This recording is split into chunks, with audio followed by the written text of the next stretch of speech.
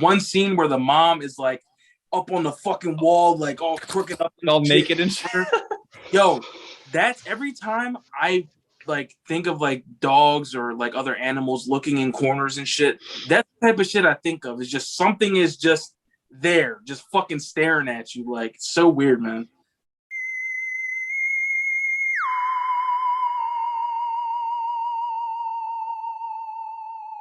What is up, everybody? We're back with Serozonin podcast, episode 4. I'm here with Tetsuothezombie, aka Cheeto Burrito, back again, and my man Danny stopping in.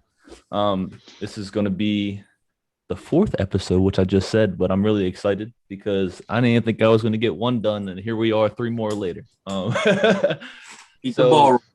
Yeah, that's what I'm saying, man. Just keep it going. I think to start out with, I was watching a podcast the other day, and they made some really interesting topics about social media and the effects on like youth and depression and anxiety and stuff. I want to know if you guys had any takes on like the normalization of not being happy that social media brings. You want to go first, Dan, or? Oh, yeah, sure. It's weird because I like work in media, so I'm constantly seeing people posting every single time that they're not already on camera. They put themselves on camera. It's really, really frustrating because you don't know if you're ever talking to the person or if you're talking to the product. Mm-hmm, and that really bothers me on multiple levels because like, Cheat, I know you know this, Zach. I don't know if you know, my fiance is a suicide girl. So she's constantly posting, well, I mean, not so much anymore, but like back when we first started dating, she was constantly posting photos, and it was always like whenever we were out in public and people would notice her, she couldn't be herself. She had to be her persona. But then when like you see the other side of it, it's really strange because it's really draining on a person, because they constantly feel like they're always on and that they can't be themselves. They have to promote and be this entity that people are paying money, and it's so strange. Oh yeah, because like with because like the way I am like online is like the way I am like offline. So like a lot of people notice that. Zach knows for sure I'm a fucking dickhead. I'm always cracking jokes, making weird ass noises and stuff. Like, I'm weird. I don't give a fuck. Like, at any point somebody can say, "Yo, you're weird as shit." I'm like, man, I don't give a fuck. Like, but is that the thing where like some people they can't disassociate with that, like being that person that they are online, and like it definitely takes a toll on a lot of people. Because I think we talked about it on one of the podcasts before about how like if you don't get enough likes or if you don't have a big enough following or whatever, some of the people like they feel like shit because they don't have that. So like they'll try to like make themselves be a different person than who they actually are when they should be themselves. And that's definitely a downfall I feel like the newer generation is gonna have to deal with. I think it's sorry. I think it's interesting because like we can have a conversation about this and like understand like not everyone who presents himself on social media or YouTube or even like actors, you know, they're not the same thing that you see when like the camera's taking that picture or, you know, the movie is rolling. And I think a lot of younger kids aren't going to be able to grasp that concept. You know what I mean? And I think that's a big part of why kids are so unhappy nowadays. Oh, for sure. I have a lot of nephews, and they're always with iPads.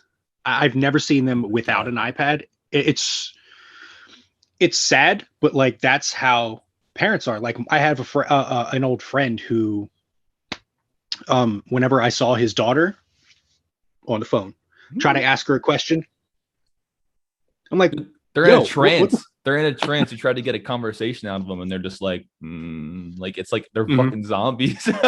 Yeah, man. Think about how like we grew up, and like we were always outside doing shit, whatever. Like our internet was slow as fuck, didn't work. We used our computers for like Microsoft Paint and fucking pinball and shit. Yo, pinball was that shit, Minesweeper.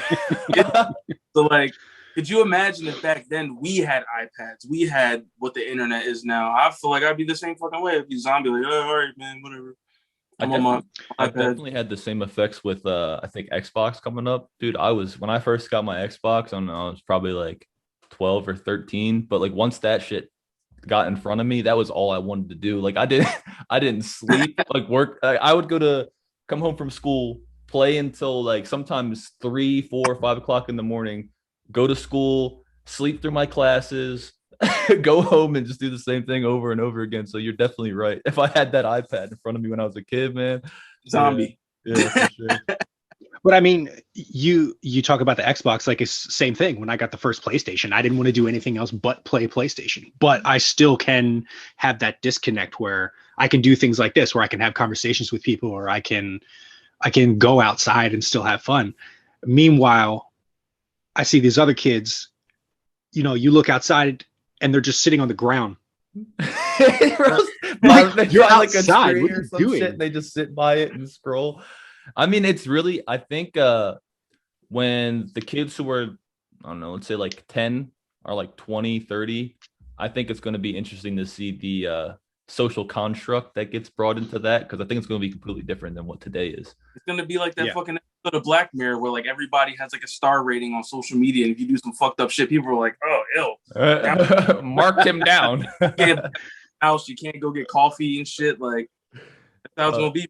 That's what it's gonna end up being with that fucking Neuralink, bro. Everybody's gonna have their phones connected to their face. If we think it's bad now, wait till that shit happens. Hell yeah, man. I would almost prefer that, so I don't have to look at people. Hell yeah, man. Oh shit. So something else.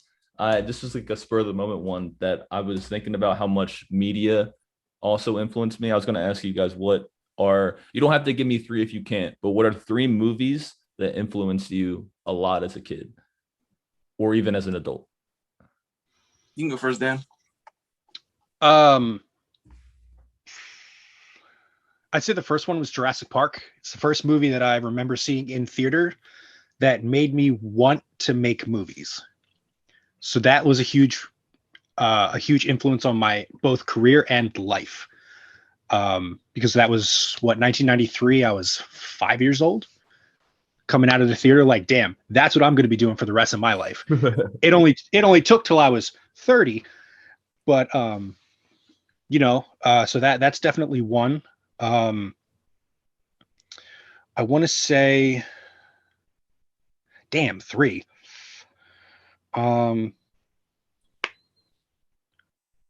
Probably Black Dynamite, just because it's a fantastic movie. Oh yeah. I don't know what it is about that movie. It's just phenomenal. And I don't know. I really have to think hard about a third one. We can go to Burrito and then we can pop back to you if you think about it. Okay. Yeah. All right. So the first thing that comes to my mind is The Matrix. I remember seeing that fucking movie as a kid and it like blowing my mind and like thinking of like, damn, what if we aren't in the real world? What if like this is a simulation? Like, but like it took me a few times of watching the movie to actually understand the story because I was still like kind of young and didn't really care. I just seen like, oh shit, this bull dodging bullets and shit. Like this shit cool. But then when I finally like watched the movie, it was like, holy shit, this story is actually fucking crazy. And like, what if this was actually reality? And then like another movie I could say that kind of like changed my not view of like life or whatever, but like just like kind of like influenced a lot of like the things I watch or whatever is the movie Akira. And Zach knows that's like a big thing in my life. That fucking movie is just awesome. I could watch that movie front to back like a million times and never get tired of it. And then I guess I could say like going off like another anime, Naruto or something. Like there's a lot of like life lessons, a lot of like things you can learn, like because people think of like anime and shit as just like a cartoon, a child thing. Believe it. A lot of things. There's a lot of things you can learn in a lot of anime. They teach you a lot of like things about life and shit. And like growing up, that was one of like my favorite things to watch. I remember the first time watching fucking Naruto. That shit, bro. I think it was the scene where Gara was in the forest. It was after the Chunin exams got like blown to shit by Orochimaru, and Sasuke and Naruto were fighting Rest Gara. easy to the third. Mm-hmm. Gara was fighting Naruto and Sasuke, and like just seeing this shit. I never watched like a bunch of anime back then, so like seeing like blood and shit, and these bulls fighting to the death. I'm like, yo, this anime is crazy. I love this shit. But that I think I kind of got like lost with like your question. I just kind of like went with like what I really like. No, that's cool. That's fine. For me, two of my movies are like they're not animes, but they're cartoons. So one would be Kung Fu Panda. I don't know if you can tell I got Poe on there. The idea of just like self-love and believing in yourself as a kid, I think is so important. And I don't think there's a movie that installs that better than that in my mind. When I think about it all the time, it was like this fat ass panda who just did nothing but eat, felt like he couldn't do nothing right, and he gets a fucking dragon scroll, and it's just like himself, and he's like, damn, what the fuck is that? Like, what? He lied to us, and he's like, oh my god, it's me, and everything comes together. That was super important for me. The Road to El Dorado, I don't know if you guys remember that. Yeah, that I watched that on repeat as a kid. It's just something that sparked my imagination. Like, you never know what's behind a cave or underneath the sea, or there's always something more. And then I watched Gangs of New York all the time with my dad as a kid, and it's a little bit of a darker movie than the other two. But those are the three that influenced me the most. Do you still have another one, Danny? Do you figure out your third? So if I could take Black Dynamite out, I would definitely add Naruto in there. Yep. So I started watching it because friends made me watch it. They were like, yo, we think you would really like the show. Because at that time, I had really only been into DBZ. And I feel like that's they were like, everybody's first, by the way. Yeah, exactly. they were like, yo, we think you should really get into this. And at that time, one of the games had just came out. I think it was like Ultimate Ninja Storm 3 or whatever. And they were like, you want to play this game, you got to watch the show. So like I was in the opposite room on the computer, just binge watching all of Naruto to get the Shippuden to then fast forward to like, yeah, exactly. I was like, I want to play this game, but they won't let me. Fucking bullies. So, right. And then another movie that made me, I had it and now it's gone. Just like it happens to me every day. It's okay. I'm just like, I'm like looking around at all my pop figures, like maybe I can find something. They pull something from somewhere. But it's just like I'm looking at them all. It's all Batman. There's some Vegeta around here. I fucking love Batman. Dude, the damn Howl's Moving Castle, whatever, the Studio Ghibli, fucking Kristen Bale is the American voice actor for that. And he like there was parts where he would be like he'd change into his like little like weird bird thing, and he would do this like really deep voice, and me and Ryan were like, yeah, what the fuck he sound like Batman for? We had to look it up. I didn't know this, but he was also in Pocahontas. Really? He played John Smith's little friend that ends up shooting somebody. That's so Christian weird. Bale. I'll have to look that up. That's fucking awesome. Yeah, no, I can't think of a third one, but if I had to put like another form of media, it would have to be Assassin's Creed 2. That game taught me a lot about loss and how to by my house. It taught me a lot about loss and how to deal with it. Not that I've ever not lost a person in my life, but it's just like I'm the type of person where loss doesn't bother me. I can move on from it fairly quickly in some cases, which is troubling to people. Where it's like, oh, this person died. Like, yeah, that's what happens. Yeah, people die. Yeah, it's not that you don't feel it, but it's like you go through it a different motion than everybody else, which is cool. I felt that way sometimes, where I'm like, everybody's affected, like in this weird way by something, and I'm not. Mhm. And then something that does not affect other people will make me just go full blown, like bawling my eyes out and shit. It's really weird. Yeah, it's super weird. Cheat, when you were Let me ask you a question. Okay. So we're talking about anime. Yeah. Do you feel like anime teaches better life lessons to kids than, say, American cartoons? Because a big draw of The Simpsons was always, they always give good life lessons, but The Simpsons are a terrible family. So like, Well, if you watch Bob's Burgers, the Belchers are the best representation of a family. Like, they have issues, they deal with it.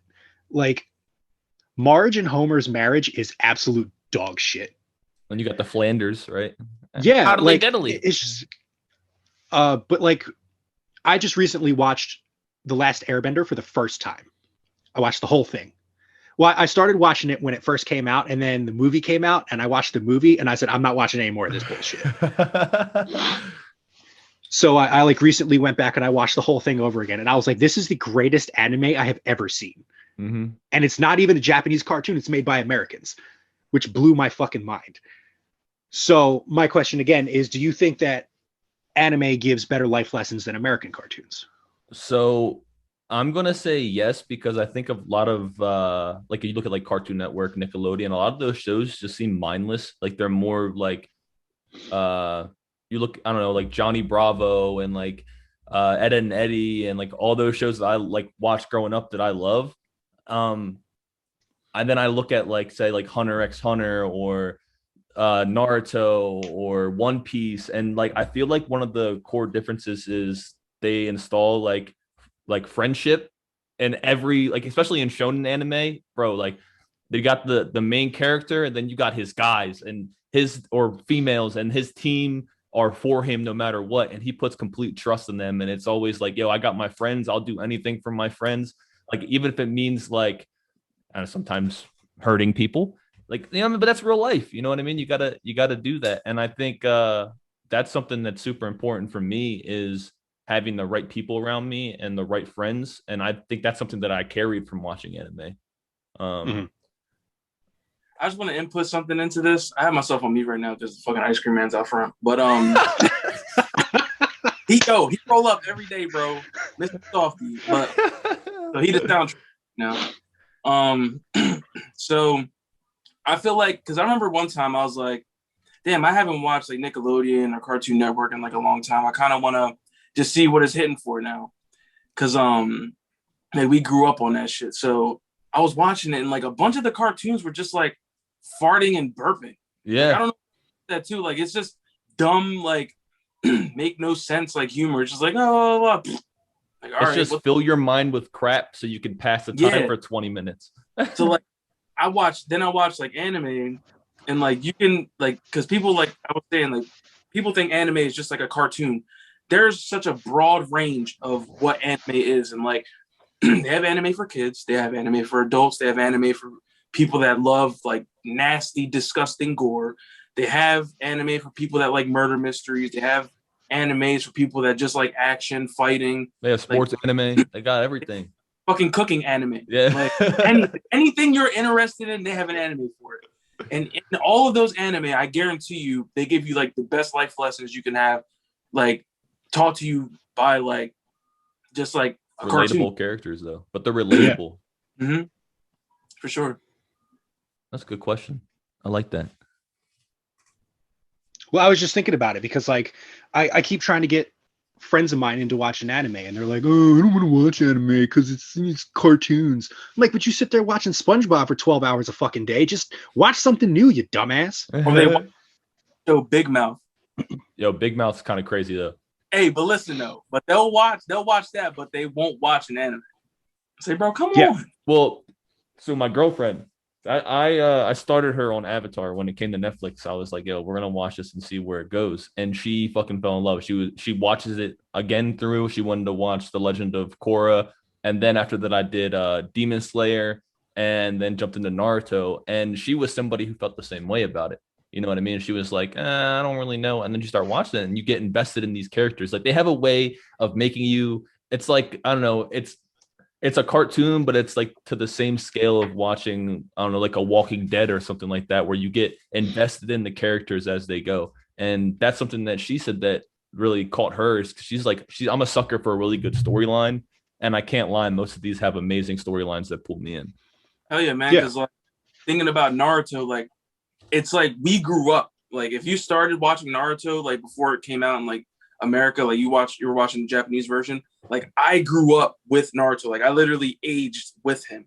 So like when he finally became Hokage, it was just like, holy shit! Like I'm about to cry. Like my man's made it. My man's the GOAT. Like it's like growing up and having these characters is crazy, and especially for like long running anime like Naruto. Like so many hours put into watching it, and it's crazy. I'm fully convinced that I will die before Luffy ever becomes the Pirate King. Yo, it's never gonna happen. I put off watching One Piece for a really long time, and one of my closest friends, he's like that's his favorite, One Piece, and I was always like, nah, dude, I can't do it. Like it just looks too goofy, like the mustaches. Like I don't like, I'm not with it. And then he showed me like a fucking scene where they're fighting some giraffe man, and he was like swinging his neck around in a circle and everything. Yeah. And I'm like, nah, it's not for me. Like da da da. And this was like a few years ago. And then he said the same thing about Naruto. He didn't get it, but all this stuff. I got him to watch Shippuden, and he fell in love with it. And then eventually I tried it, and I cannot lie, One Piece is one of the best things I ever. It's long, but it's one of the best things I ever decided to watch.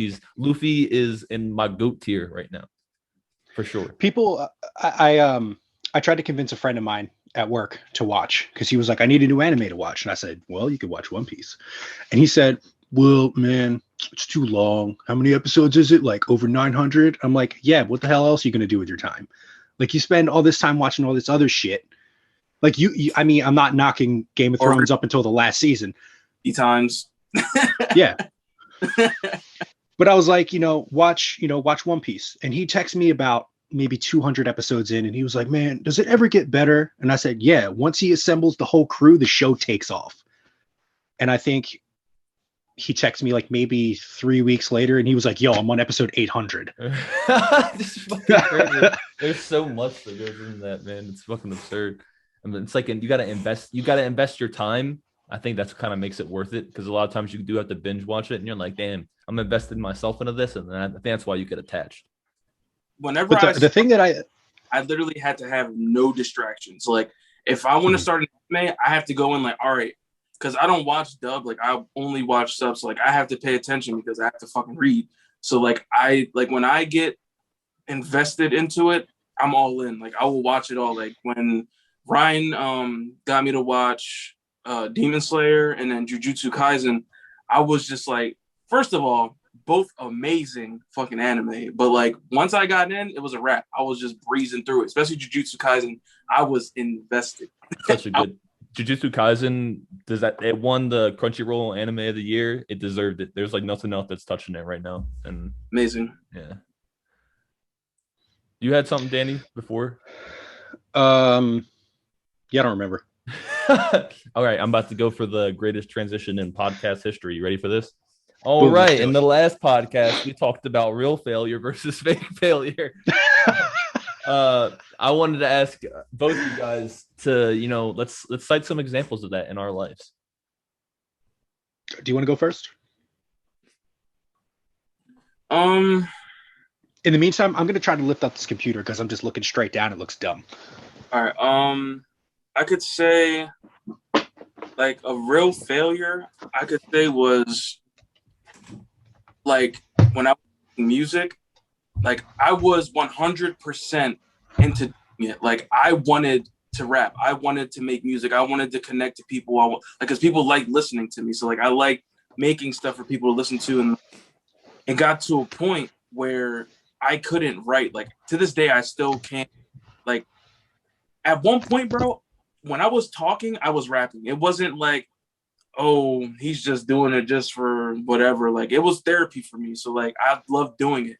And like I put my all into it. And it got to a point, like I said, where like I couldn't write. I couldn't freestyle. I couldn't Like I think it was more so because of like the depression like was like fogging my brain kind of, and like I couldn't really like focus on it. Like it just like I kept focusing on other shit and like problems and whatever, and like I couldn't really like put pen to paper and write out. So like that's one thing I could say was like my true failure. Like I put my 100% into it and just couldn't keep doing it, and it fucking sucked because I had so many connections because of that. People that I still talk to now from other countries, I met because of making music, and like I guess that's like my like true failure. And then like something that, because what was the other one, Zach?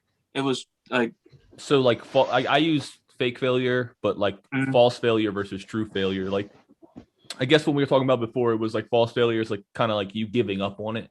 Like you're like, oh, I tried, but you didn't really try your hardest. You know what I mean? And then the true failure would be like something that you genuinely feel like you gave it your all, but it was just time to move on.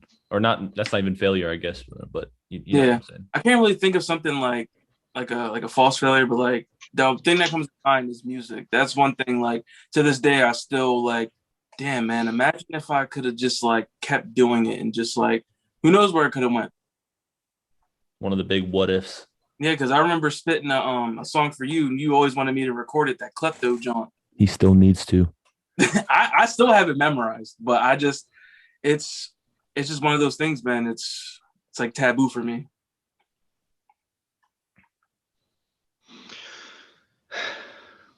I have two, I guess. Well, no, I guess there's multiple. So you may or may not know, I've like posted it on Instagram before here and there that I was also into music at one time. It was a 6-person band. It was extremely difficult to get 6 people on a schedule at one time. It was incredibly difficult to have 6 different kinds of musicians coming in at the same time, trying to do the same thing. And, try to get people on one page. Do what has never here nor there. So not to brag, but we were being looked at by Warner Brothers Records. We went to New York, talked to a representative who is now, if I understand correctly, Diddy's right-hand man. So fucked up there.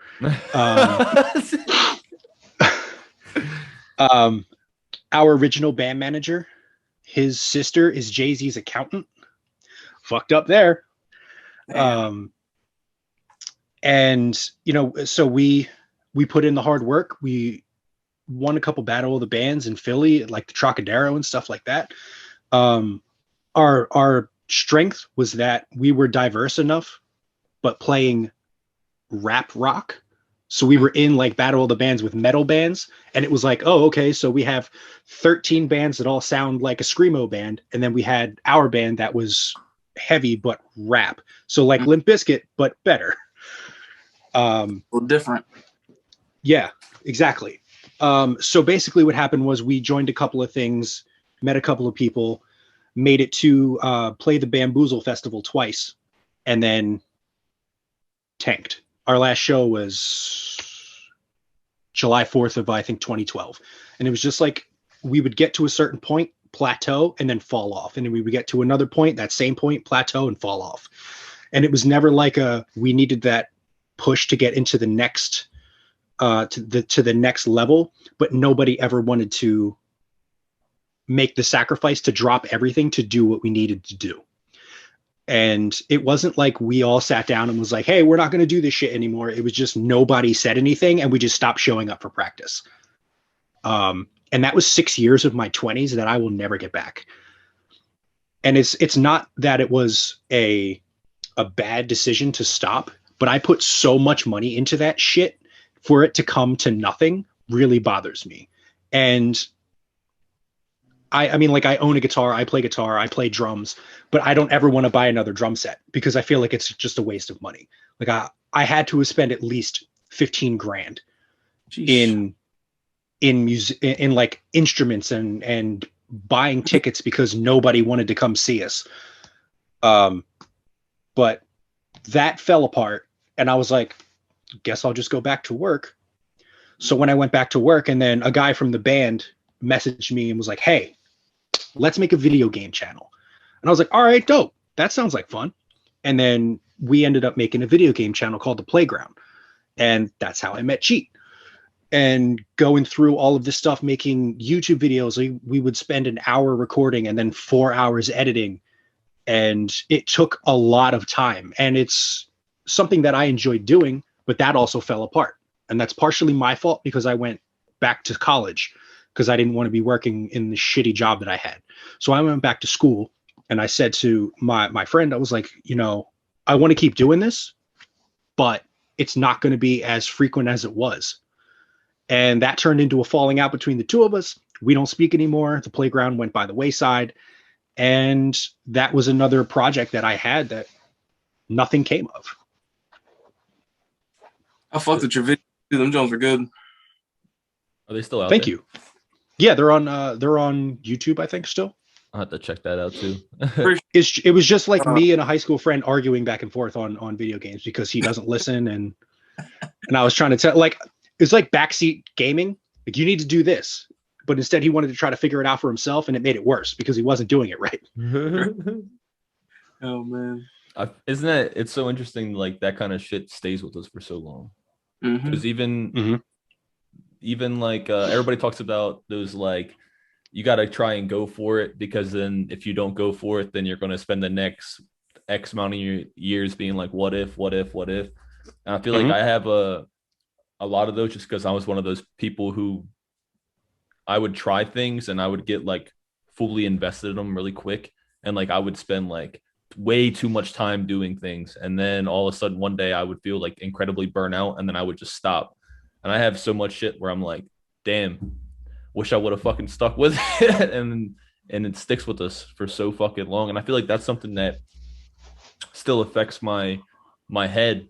Like, I can't have a clear train of thought because I'll be doing something so random, like, I don't know, like using a fucking air fryer or something like that, and then one of those thoughts will pop in my head, and I would be like, it like kind of like sad as shit, like, damn. Ah, fuck. Yeah.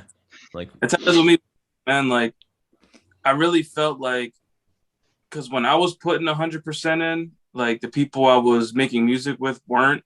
So like, I had to pick up their side of, like, when I was making music, like, I'm not gonna say I was some fucking Dr. Dre producing shit, but like, I was putting together the tracks. Like, I would record my verse, record their verse. I would put the fucking vocals onto the beat and mix it and shit. And like, I didn't know really what the fuck I was doing. I was just doing the best that I could. But like, I was putting my all into that shit. And like, I felt like if I had a better mentor at that time, like, if I had like guidance from like a person that was actually in the game and shit and like could help me, I feel like I could have really went far with it. But like you said, it's like one of them things, like, you just think about, like, damn, what if? Always go for your dreams, people, because if not, you're going to end up like us on this podcast talking shit about what could have been. So I have a few friends that are still trying to make it in music.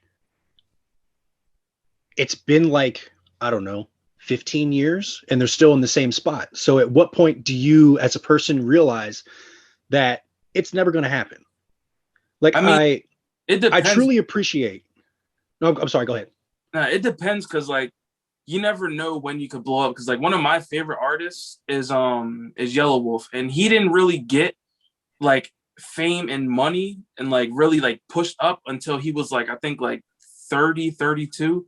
So like, he was working on music since like early 2000, maybe even before that. I don't know like his full thing, but like, I know he went on a show with Missy Elliott, had like a show, and he went on there and like just tanked. Like, he just did shit, like nobody liked him. And like, I think he reflected on himself, but like, he still kept pushing with his music. And that eventually, like, probably, I think it was like 10 years later, he ended up getting signed by Eminem because he kept pushing. So like, I feel like as long as you can comfortably chase your dream where it's not affecting your life, fuck it. Hey, maybe someday, maybe it'll stick. But I don't know, like, that's just something that I think it goes just by per person. Like,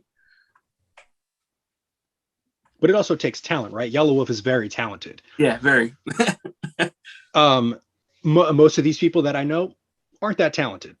Mm-hmm. No, that's not to say I'm not discrediting them for trying, because they're doing more than I am. Yeah, it's just they don't have it, like the it factor. They don't have it. Right. It's just sad because like I see these guys that I went to high school with, or these people that I know, that they're like, come check out, listen to my SoundCloud, peep my album, watch this video that I've done, do this, do that. But it's a little bit selfish for myself to say this, but I'm like, where the fuck were you when I was trying to do this? Yep. And you didn't want to show up, and now you want, like, nah. Yep.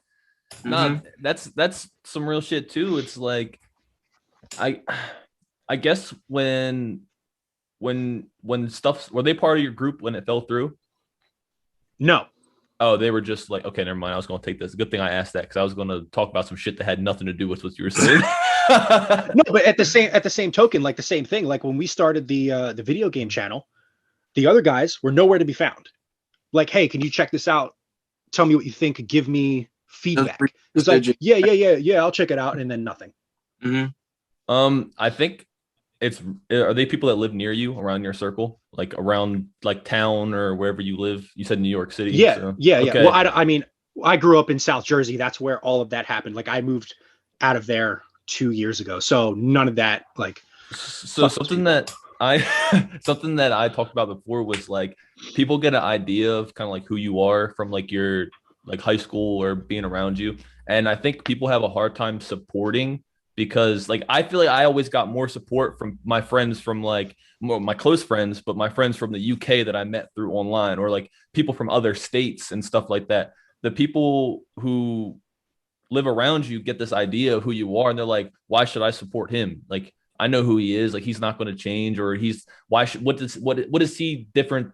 How is he different than me that he could do this and be better than me? That kind of thing. I think it's hard for people to just show support. You know what I mean? At least around you, which sucks. That's true. I just had a conversation. No, go ahead. Sorry, I keep cutting you off. No, you're good. We've been cutting each other off.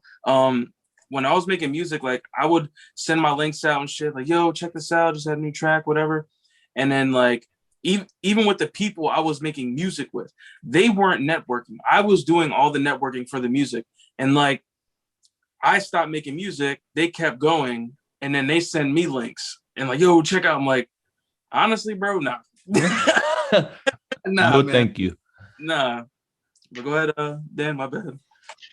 No, you're good. I just had a phone call conversation. It was like 3.5 hour long conversation with one of my best friends from high school a couple of days ago. And we were talking about friendships from then as opposed to now. So we ran in the same circles, and there are people that we are still friends with.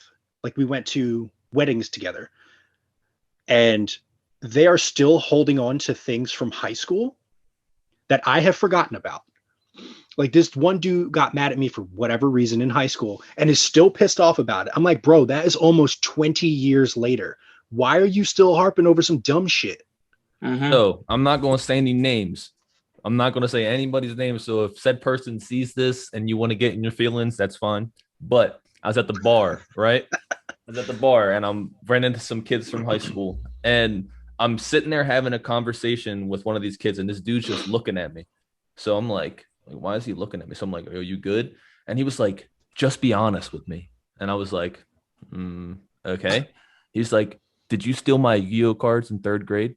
And I was like, I was like, what?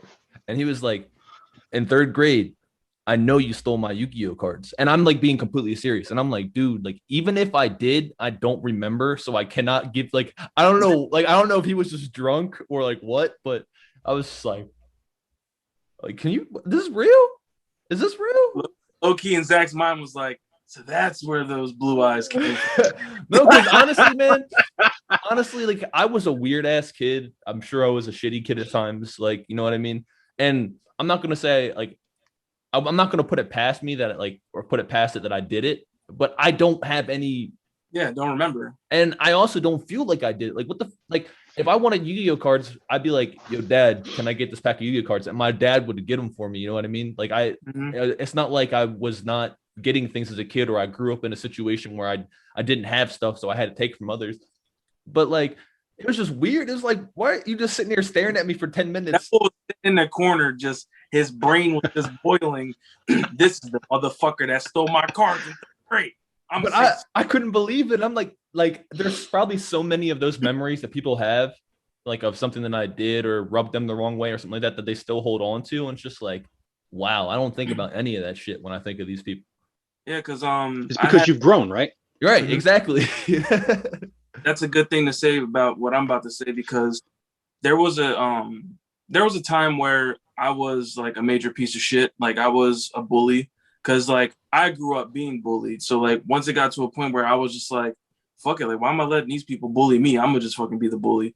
So like there was a time where I was like a big piece of shit, and like I can't even imagine some of the trauma that I put people through, you know? So there was one instance where I was like downtown, and this kid I grew up with, we were like in the same elementary school and everything. He was with, at the time, his boyfriend, and I had started cracking jokes because the dude was wearing like just like he had like lime green like high socks, he had like booty shorts on, and like some like, and that like, now me, I don't give a fuck. Like I don't care what anybody does. Like I'm okay with everybody. I'm okay with whatever you're into. That's cool. Like that's you.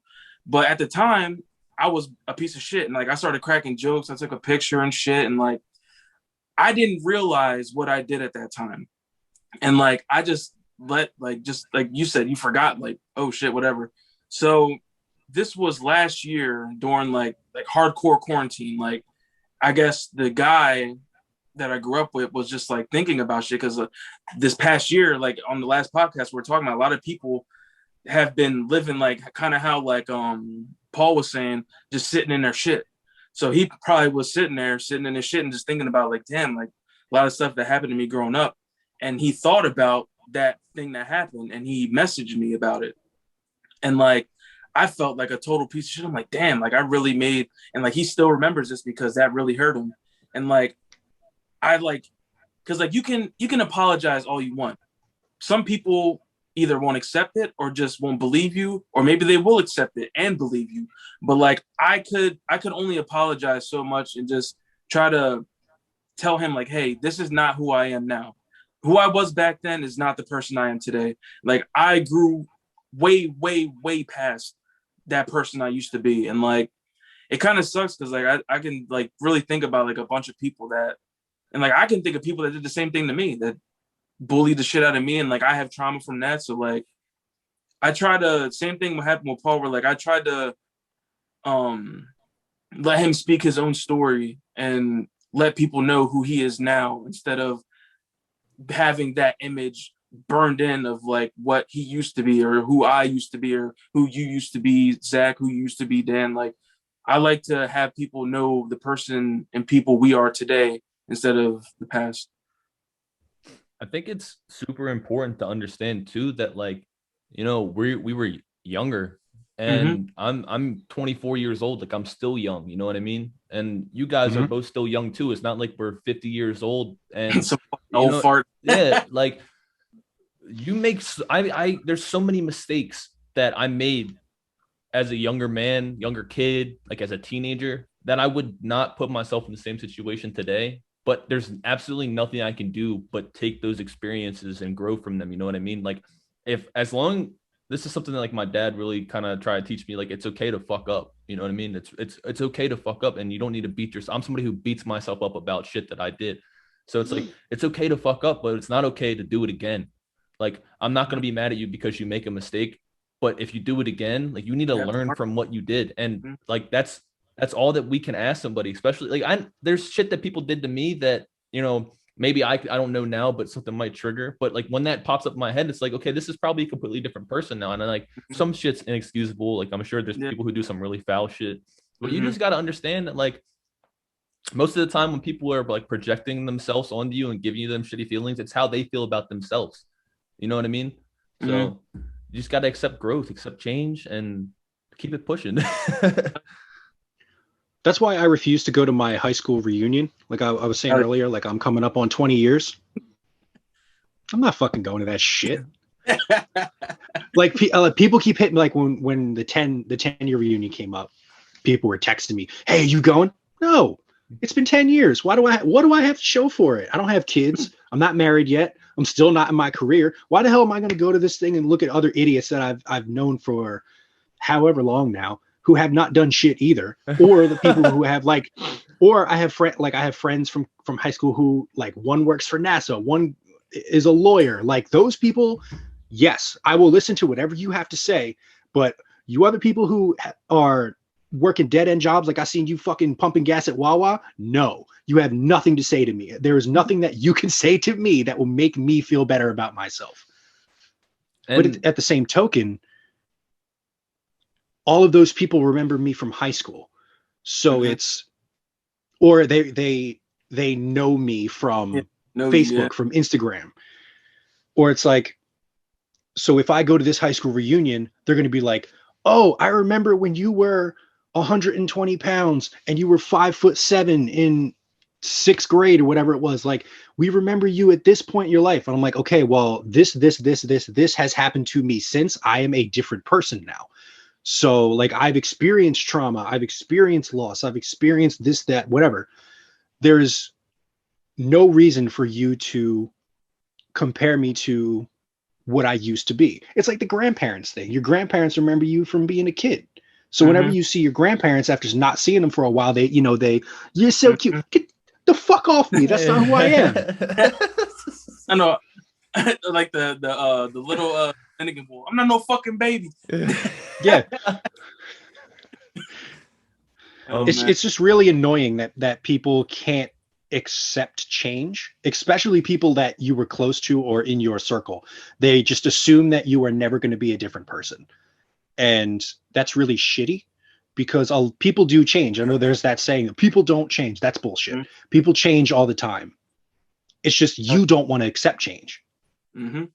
That's something, the not accepting change thing is something that I've been kind of thinking about a lot recently. Like, when I drive home from work, sometimes I blast music really loud and like fucking sing my heart out, and that helps me clear my head. And other days I'd like drive home in silence and I really like try to self-reflect. And something that I was thinking about recently is, like, a lot of my closer friends is I used to be that guy that would always try and go out of my way to help other people, you know what I mean? And like pick them up and like all that kind of stuff. And something kind of changed in like the last few years where it's like, not that I don't want to help people, but a lot of times I just don't, like, I want to lay in bed and like, I don't want to do this with you, or I don't want to do that with you, or I don't want to go out with you, or I can't be there for you at this time. And it sucks because I know a lot of my friends, especially my close friends, remember me as being that guy that they go to for anything and like all that kind of stuff. But it's just like you said, like, sometimes you just got to accept change. I'm not saying I won't go back to that, but in the moment, it's just like, and I will do basically, when it comes down to it, anything for somebody if they really need it. But like a lot of the small shit, like the tedious shit, like I got to do my own stuff. I got to deal with my own demons and fight my own head before I can make sure that everybody else is good. And then at least that's how I'm sitting nowadays. Yeah.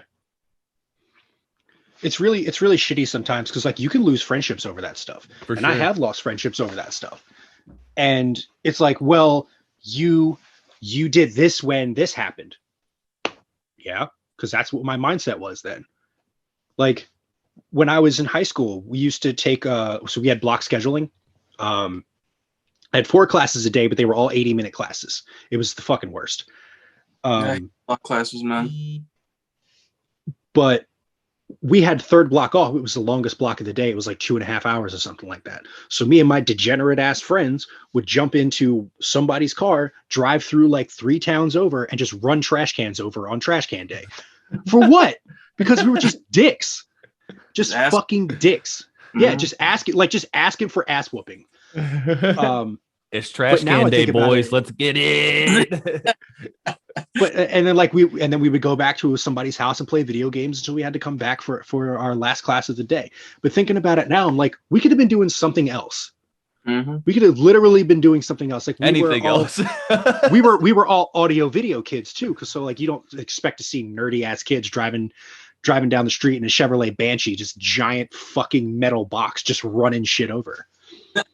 But like, now I think about it, I'm like, yo, we could have been making movies. We could have been doing literally anything, but instead we were degenerates.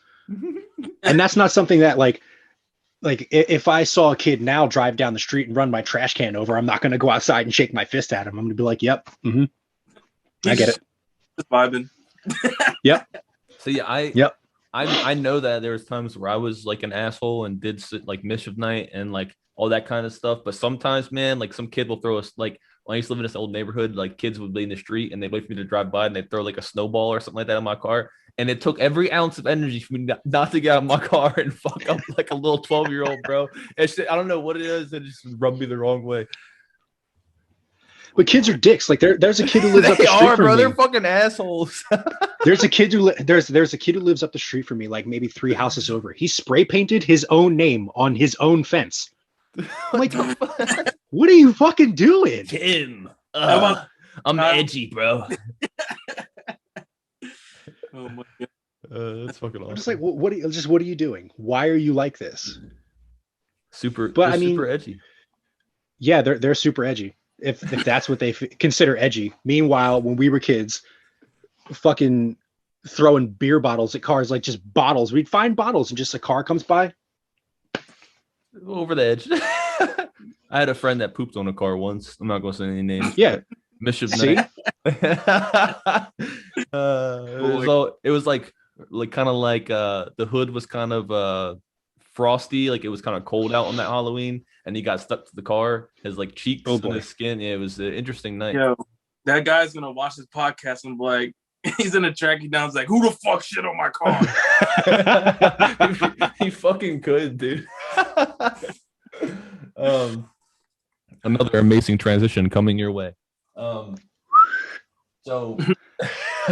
So something that I talked to both of these guys about before was like I was talking about how I've been having some really weird fucking dreams recently, right? So I was gonna ask, do you guys think that dreams have deeper meanings, or are they just like dreams, like just chalk it up to nothing? It depends. I know that there's like studies into dreams and stuff like that, and how to interpret them. But I feel like if I went to somebody and asked them to interpret my dreams, they would immediately lock me up. Because I had a dream, like, Hell yeah. for a long time, I had a reoccurring dream that happened on the same day every year, and it always started and stopped in the same part, at the same point. And it was really weird. I haven't had that dream in a long time, but occasionally I'll just have like a random ass dream where I was sword fighting Jesus. Like, so let me pick your brains about this. Let me tell you what this means, because you brought up the reoccurring dream. I was going to tell you guys like my reoccurring dream that I've had since I was a kid. I haven't had it since I was like, say like 19. All right. So I grew up in Bridgeport when I moved back from Louisiana. And it was like a weird house where there was a corner bathroom. And if you opened the bathroom, you could, like the bathroom door, if I was sitting here and I opened my door, I could see straight to the front door. There was like a little like half wall kind of thing and a couch, right? So in my dream, I go into this bathroom and I'm sitting down taking a poop, but there's no toilet paper. So I'm just sitting there. And I don't know why in the dream I didn't ask for anybody to like come in or anything like that. But I hear a bunch of fucking ruckus. So when I open the door, Beetlejuice and 2 masked men have my family tied up with shotguns. I close the door and I hear the fucking gun go off. Oh my God. I had that dream, and it happens like in the dream. It feels like I was sitting in the bathroom for hours. Like, you know what I mean? Like, but it's like, to sum it up, it's like a soup. I can say it in those quick 3 sentences, but in the dream, I'm sitting in the bathroom. It feels like for hours. And then I start hearing fucking ruckus. And every time I had the dream, it was Beetlejuice and masked men. It was fucking weird. Are you afraid of Michael Keaton? I don't know what it is. If you ever saw Michael Keaton at Comic-Con, you'd be like, you motherfucker. I don't know. It's fucking weird, right? Hell yeah, that's weird as shit. That's a strange dream. So like with me, I'm glad you brought it up earlier because like I was literally gonna. You're out of focus, by the way. I was gonna bring it up anyway in this podcast because I feel like because some people they won't connect to like dreams because they just don't have dreams or they don't remember their dreams in general. So like not a lot of people can connect with like this portion, but some people will.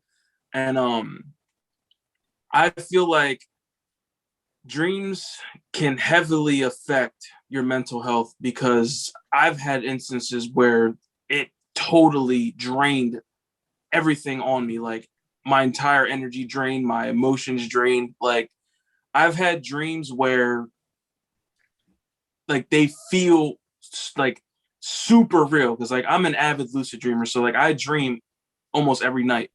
Like if I wake up out of my sleep and go back to sleep, I'll lucid dream. So if I wake up out of my sleep and go back to sleep 5 times in a night, I will dream 5 times that night and I will remember each dream. And I remember one night I had practiced something and I shouldn't have practiced it because it literally fucked me up. So I remember this day 100%. I was in an Xbox party with my homie Vin and he was like, oh yeah, tomorrow's Black Friday. I'm gonna go out and try to grab some shit for the family, whatever. And like the whole time I'm like, yo, just be careful. Like, 'cause, you know, people nowadays, they just wild the fuck out, want to fight over shit. Like if it's the last one, they want to fucking fist fight. You never know what happens. People are fucking crazy. Real fucking shit every year. So I told him, I was like, yo, if you go out, just be careful, bro. And he's like, all right. And then we got out the party. And then like probably like a half hour after that, I just like passed the fuck out. And like I had a dream where it was me and him walking in the mall. And we just had like a bunch of bags on us. And we get past this food court and all we hear is like a gun, like this like chamber around or something. I don't know what, I think it was the AK. So like the sound of like pulling the thing back, like click. And like I know what that sounds like because I've been around Vin's fucking AK and I've fucking cocked that joint. So like my brain just has that sound in there. So like, because like when you dream, you don't dream up shit that you've never seen before. All the people in your dreams are people you've walked past or like things you've seen. Like you don't just make things up in your brain. That's a thing, a study or something. I forget from where, but so I hear the gun cock and I hear this guy say like, everybody get the fuck on the ground. So these 2 guys were robbing everybody. And then I just hear like, oh, give me your purse, blah, blah, blah. And then I wake up and I'm like, yo, that's fucking trippy as shit. So I message Vin. I'm like, yo, if you go out tomorrow, just be careful. I had a weird ass dream. Just make sure you're cool, whatever. So then I go to the bathroom, I go back to sleep. And my fucking dream starts. It's almost like my dream rewinded back to the beginning. Me and Vin were walking down the same fucking path in the mall with the same bag, same outfit, same everything. Then I hear the same thing again. Everybody get down the fucking ground. So we get down the ground and I take a knee and I look at Vin and I'm like, I'm about to try something different this time. So I run and then I run to like this pillar, just like a big ass pillar. And then all I hear is, where the fuck do you think you're going? And I'm like, oh shit. And like, I turn to my side and the bull's just standing over me with the gun. He shoots me 3 times. One in my mouth. It goes through my mouth, through the other side, one through my neck, and then one through my shoulder and into my chest. I felt each shot. Like it really fucking hit me. And I immediately wake up and I was scared to go back to sleep for a while. And like, I've had like many dreams like that. And like, it fucks with your mental because it's like, damn, I don't even want to go back to sleep. But like, as a human, you need sleep. Like you fucking need sleep. And like, I've had dreams like that where I felt like I was like dying. Like I felt like death.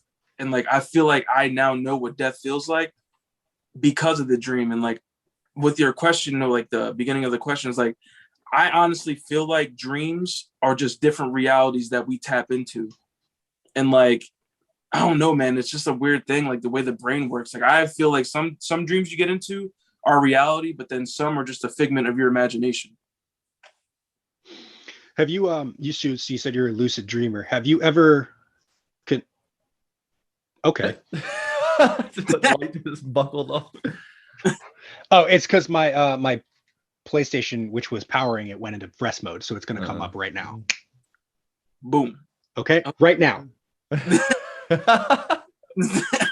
Maybe there now. It goes. Okay. Okay. So you were saying that you tried something different in this dream. So as a lucid dreamer, you are able to you are able to control what's going on. Yes. So I don't lucid dream often. It's every once in a while. But I do remember a specific instance where I was in a dream and like I was, let's say like in a botanical gardens or whatever, and I was just there with friends, and like all of a sudden it was just murder and mayhem. And I remember like running through like a hedge maze on some like Shining type shit, and like getting to a spot near a water fountain and hiding, and then all of a sudden just like standing up and looking up and being like, hey, wake up. And I woke up and I was like, whoa, what the fuck was that? Trippy, man. And then I was like laying in bed like, I shouldn't probably go back to sleep. I'm just going to get up and stay awake for the rest of the day. Like the one dream I had, this dream still affects me to this day because of just how real it felt. Like I was at a party in the dream for some fucking reason, I was just at a party with a bunch of Bloods and Crips. Like one side of the room was wearing red, the other side was wearing blue. And I'm just in there wearing red because red is one of my favorite fucking colors. So, and everybody starts fighting and just starts shooting. And like these two dudes, they see me, and I run to this to the basement door, and it's just a random house. I don't think I've ever been in a house, but like I said, it could be a house that I've seen before in like a movie or something. You know? So like I get to the doorway, and I like put my arm against it, and like I'm holding it in while they're trying to kick the fucking door in. And one of the guys ends up just saying, fuck it. He pulls out a gun and starts shooting through the door. And I get shot multiple times. And once again, in my fucking mouth. Like, I hate dreams that have to deal with, like, teeth crumbling and falling apart and shit like that. But, like, the bullet goes in my mouth, breaks my teeth all apart. I get shot in my chest, and I get shot in, like, my leg. And then I fall down on the ground. They kick the door in. And then they're just, like, standing over my body laughing at me as I'm bleeding out. And, like, the one guy puts his foot on my head and starts squeezing my fucking head into the floor. And I feel the blood leaving my face. And like, this is very graphic. I'm sorry. But like, I feel all this. And this is like trippy as hell. But then they leave me. And as they're walking away, I just feel my sight. Like I was laying on the ground in this dream for probably like 10 minutes. And I just feel my eyesight just darkening. Like it gets almost completely black. And like, I feel like this weird, like I can't describe the feeling, but like, that's the feeling where I was talking about. It feels like I died. Like I felt something very fucking strange. And I wake up and like, I'm bawling my eyes out, crying. And like, I didn't sleep after that dream for probably like 4 days. And like, that really fucked me. And to this day, I still like just think about that dream. And it's just like, I know some people probably have those same types of dreams, and I wouldn't wish that on anybody, man. That shit's fucking rough. Let me ask you this. When you were having this dream, because my fiance also has dreams about losing her teeth in some facet, were you going through some type of important life change, or like were you trying to deal with a loss of some kind? Because I did some research into this after she was telling me about it, because she was saying that she always has dreams about losing her teeth. And what I've found out is that dreams about your teeth falling out or losing your teeth are usually associated with loss or an important life change. Either dealing with somebody dying, or like you've lost a really good friend that you're not, your friendship has fallen apart, or a relationship, or like you changed jobs or you moved or anything like that. I'm pretty sure around that time there was a chick I was talking to that I ended up stopped talking to. So it could have been dealing with something with that. Because like for me personally, I've never had a dream about losing my teeth. But and that's not to say that like I've had one and not remembered it, because that's also possible. Yeah. Usually, just strictly speaking about myself, when I do dream, I dream about people without faces. Like about 4 or 5 months before 9/11 happened, I had a dream that a plane crashed into a building, but I couldn't see anybody's face. It was all like, if you've seen the movie Pink Floyd's The Wall, they're all like, they have those masks where it's just like a face, but it's two gaping eye holes and nothing else. So when I dream about people, I don't see faces. It's either that or it's just blank. Or some like Toby shit where it's just one eye and a swirl. Right. And I don't know what it means. I don't know if it means that I have a problem with making friends. I don't know if it's that I don't trust people, so I don't want to see their actual face. There's just, it's insane to me that people can come up with these, like, well, not say that people have dreams. But it's insane that there is a study behind dreams. Like your dream, it's a definitive argument that if you dream about this is what it means. Like, no, it just could be that I had a habanero pepper last night and it's fucking with my brain. Yep. Because like I've had where this was my brother was supposed to get married, and like I've had dreams where like they foretell something, or like if I have dreams, like say if I have a dream about you, I'll make sure I check on you. Like I'll like, even if it's good or bad, I will message you and tell you like, yo, you were in my dream, whatever, blah, blah, blah. Like hope you're cool, or hope you have a good day or something, you know? And there's one dream I had. My brother was going to get married the day, I think it was that same week, man. I think it was like a Monday I had this dream. They were supposed to get married like on a Thursday. And something happened in the relationship, but I didn't know about this. I had the dream while my mom was on the phone with my brother, and the dream was basically us walking down a long hallway. There's just nothing but doors, and each door we opened was like a doorway into like an oddity shop. Like I don't know if you ever seen those before, like weird ass, like you have like fucking bodies in jars and shit. Well, yeah, the doorway was like that, but then we finally get to a doorway to go outside, but the whole doorway was covered in webs, like spider webs. And me and my brother were, because I have two older brothers. My one older brother and me were wearing just like regular like streetwear, but my brother that was supposed to be getting married was wearing a tux. And I'm like, yo, I'm not walking through that shit. One of y'all can fucking walk through. I fucking hate So my brother, like, y'all are some pussies, and he just walks through it. He grabs it and he brushes himself off. But like when he walks through the door, the sun just beams on him. And I'm like, what the fuck? So we walk out and like we just start walking down the street, whatever. But then I wake up. When I go upstairs, my mom's on the phone with that same brother, and he's talking about how he's calling off the wedding. So I was like, damn, I just had this weird ass dream. And she's like, what was it about? And like I told her, and she was like, yo, that's weird. So like I looked up, it's like, so I'm guessing like associating the spider web, something was like bugging him or irritating him, and he was like wiping it off and walking into like sunlight, him like walking into something better, like, you know. So like like that, like it's just fucking weird to think about, because like maybe I did see into the future or something, you know. Maybe I seen something that like was gonna happen or something. Like, so like dreams can be good, but dreams can also be fucking bad. They can be terrible. I have a friend who has sleep apnea, so he doesn't sleep almost ever. But when he does sleep, he then gets sleep paralysis. And I'm like, what about that? How fucking terrible that the minute you finally get some kind of relief, you end up not being able to move, and there is a monster in the corner. So I've never experienced sleep paralysis, but I can assume that it's fucking awful. So I have dreams, but they're never like lucid dreams. But something that me and Chi have talked about a lot is sleep paralysis. It got to the point where I was having it enough where I like talked to my doctor about it, and it was I remember one time I was laying in my room downstairs. It's never happened to me. Like, this is the only time it's happened to me where it's like I had a dream kind of while I was having the sleep paralysis, so I couldn't move. But I was laying downstairs in my bed and I couldn't move. I couldn't like nothing like, but I was coherent, and there was people walking around my room, people that like were in my life. And then they all went upstairs and the light went off.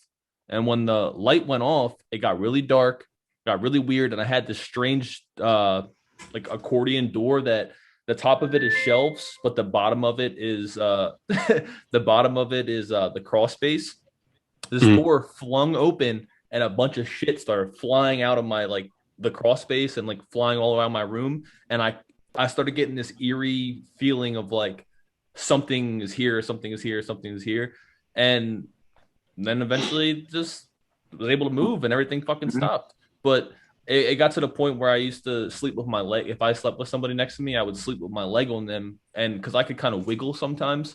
And it's like, yo, like if this happens, because sometimes I would feel like electricity, like it's a really weird feeling. Like I felt like it was like building up in my head. And I'm like, all right, well, I know some weird shit's about to go the fuck down tonight before I go to sleep. Let me sleep with my leg on this person just so they know, like, if I start wiggling, do your best to fucking shake me out of this. It's a insane feeling. So my thing about sleep paralysis, this is just my opinion, my theory. I don't know if there's a fucking science to this. I don't know if people believe the same thing I believe. But so it's about like your REM sleep.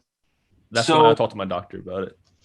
So first time I've ever had sleep paralysis, I believe that sleep paralysis and lucid dreams have to do with something paranormal. Now, whether paranormal can be many fucking things, it could be just like divine intervention or just, I don't know, like your brain unlocking a fucking door or something.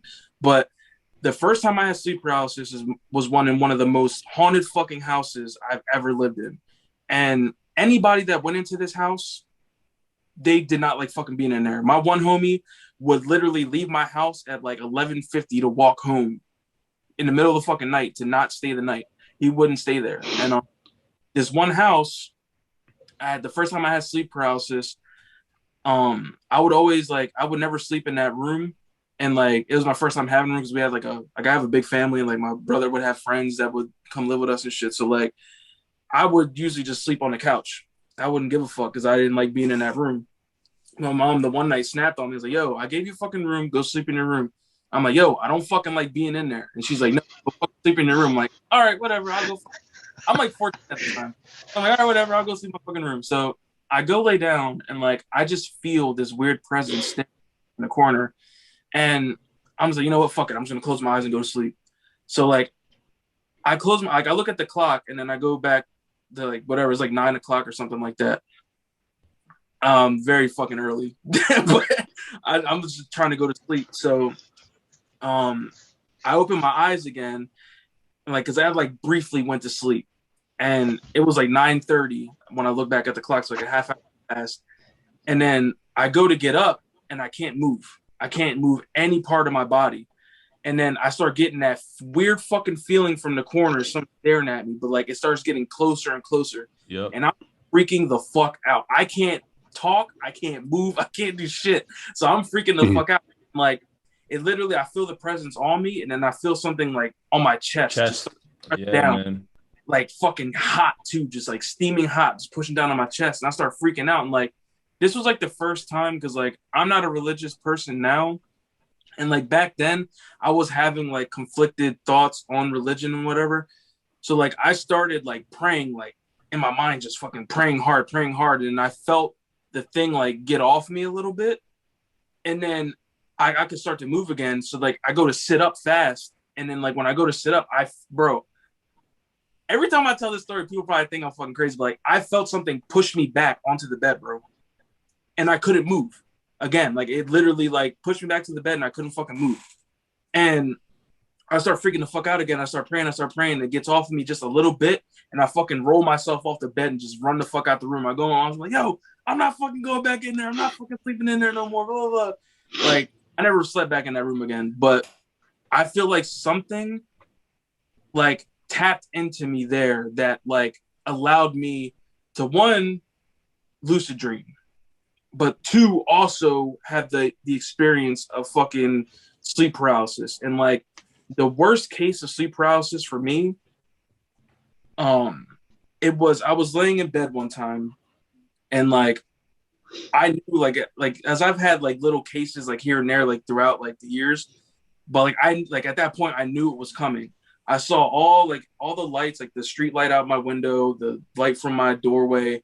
Like I felt and I seen everything just start getting dark around me. I'm like, oh fuck, here it comes, bro.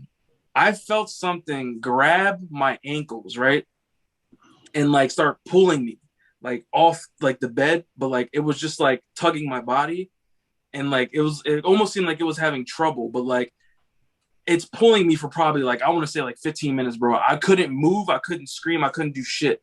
And this thing, if like I felt my body moving on the bed, and it got to the point like for like the 15-minute mark, I could feel the edge of like the bottom of my bed behind my kneecaps. And like I'm fucking freaking out. Like I can't, and like it's hard to explain to people like something like this because like somebody that hasn't like experienced sleep paralysis, it's like a whole like it's basically like a foreign language. So like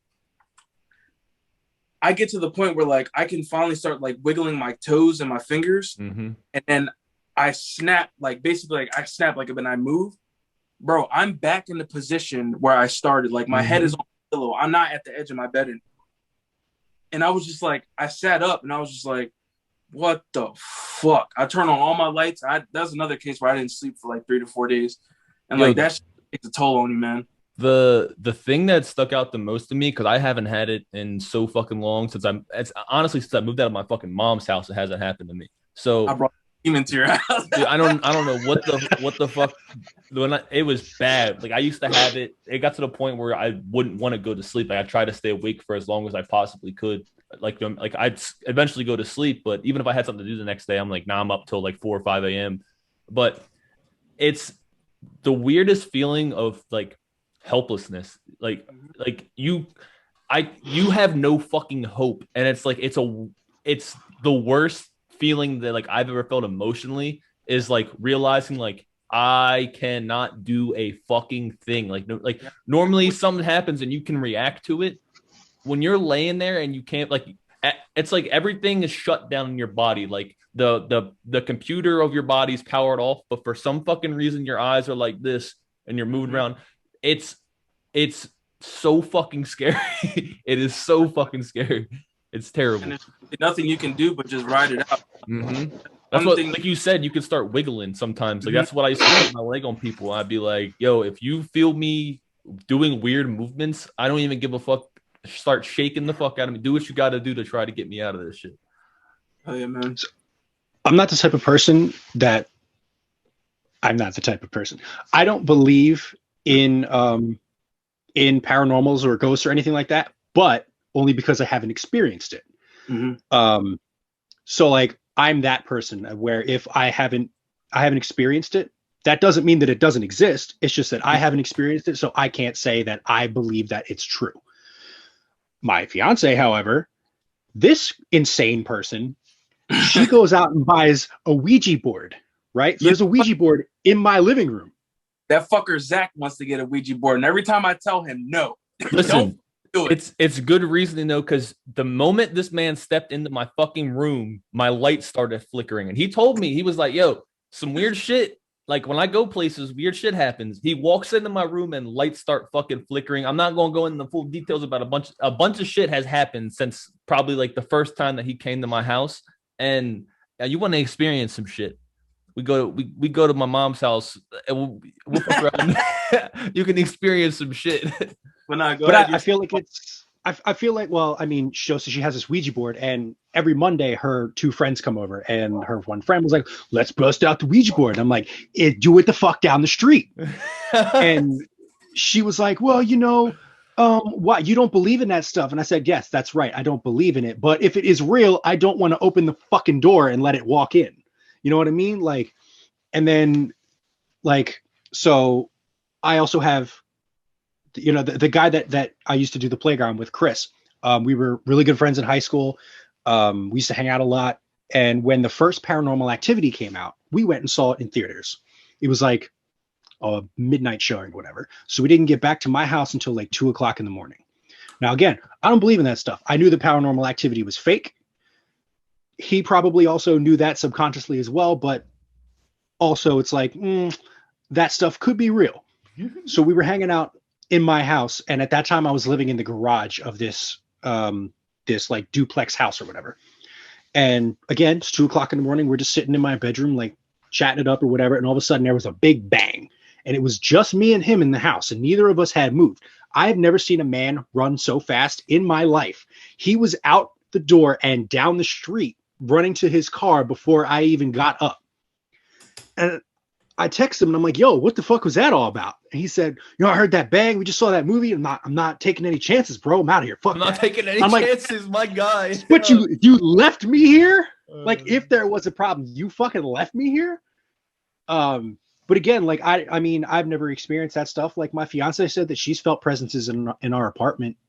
But she was like, do you ever get the feeling that somebody's watching you? And I'm like, yeah, it's you.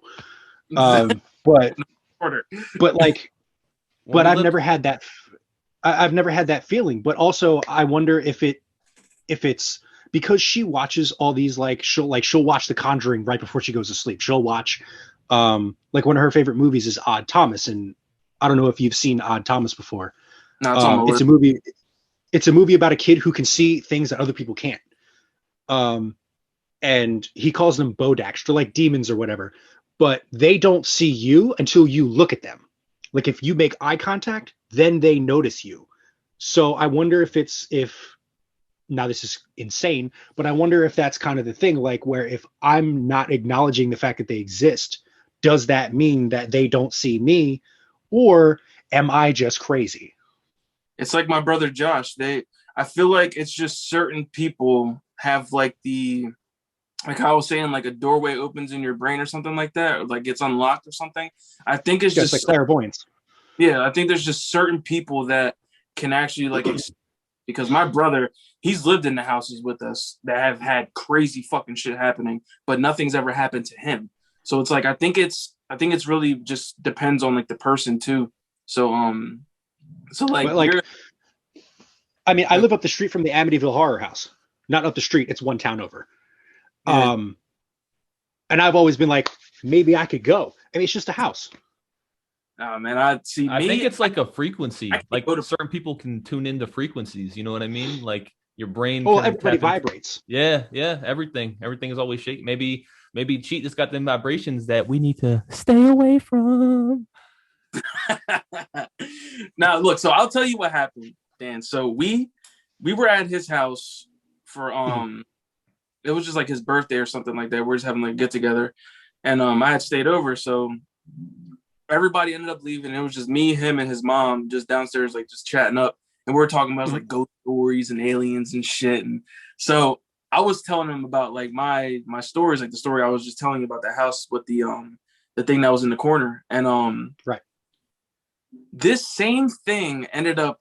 I don't know if there was something in his house that just changed into that, but that same thing came to Zach. In the fucking closet. The same thing came to Zach.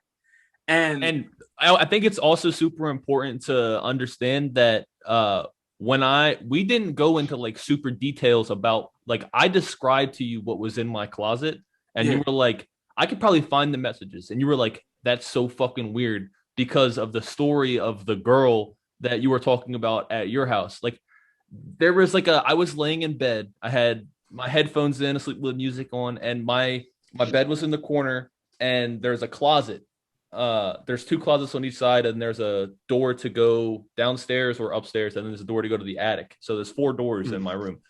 The right corner of the thing, I'm laying there, and I had my music on. It wasn't, like, super loud, but I started hearing. I, like, look over, and the fucking door's open, and I'm like, what the fuck? And I'm like, and then it goes fucking closed again, but, like, not fully closed. So I'm like, I'm chalking up to nothing. And that happened probably 3 times.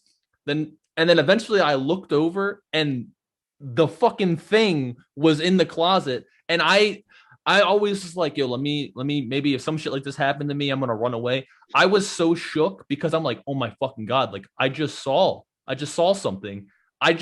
I pulled my covers up and went to fucking sleep. I was over my shit, and I'm just like, ooh, like, it was fucking terrifying. And, like, I still get fucking goosebumps talking about it because it's like, I'm just so happy to be out of there. My girlfriend did not want to shower. She refused to shower by herself in those houses. And it's not the first time that's happened. Like, when people came over, they're like, yo, I don't like being in this general area. I feel like shit's watching me. It's like a weird, eerie. And the weird thing is, I went to Zach's house so many times before that. And, like, I'm one of those people that, like how you were saying, like how your girl says she can sense it. If I walk into somebody's house, I can tell them, yo, your house is haunted as fuck. Even if they don't sense it or don't have anything happen to them, I know there's something there. I've been to Zach's house so many fucking times and I never felt weird. But after this shit started happening to him and his family, I felt something very, very fucking dark in there. My niece refused to sleep in her room because there was this is when she was probably like, I want to say 4 or 5, because she specifically said there's a man named John Green who talks to me at night in my closet. And she refused to sleep in that room. Weird shit, man.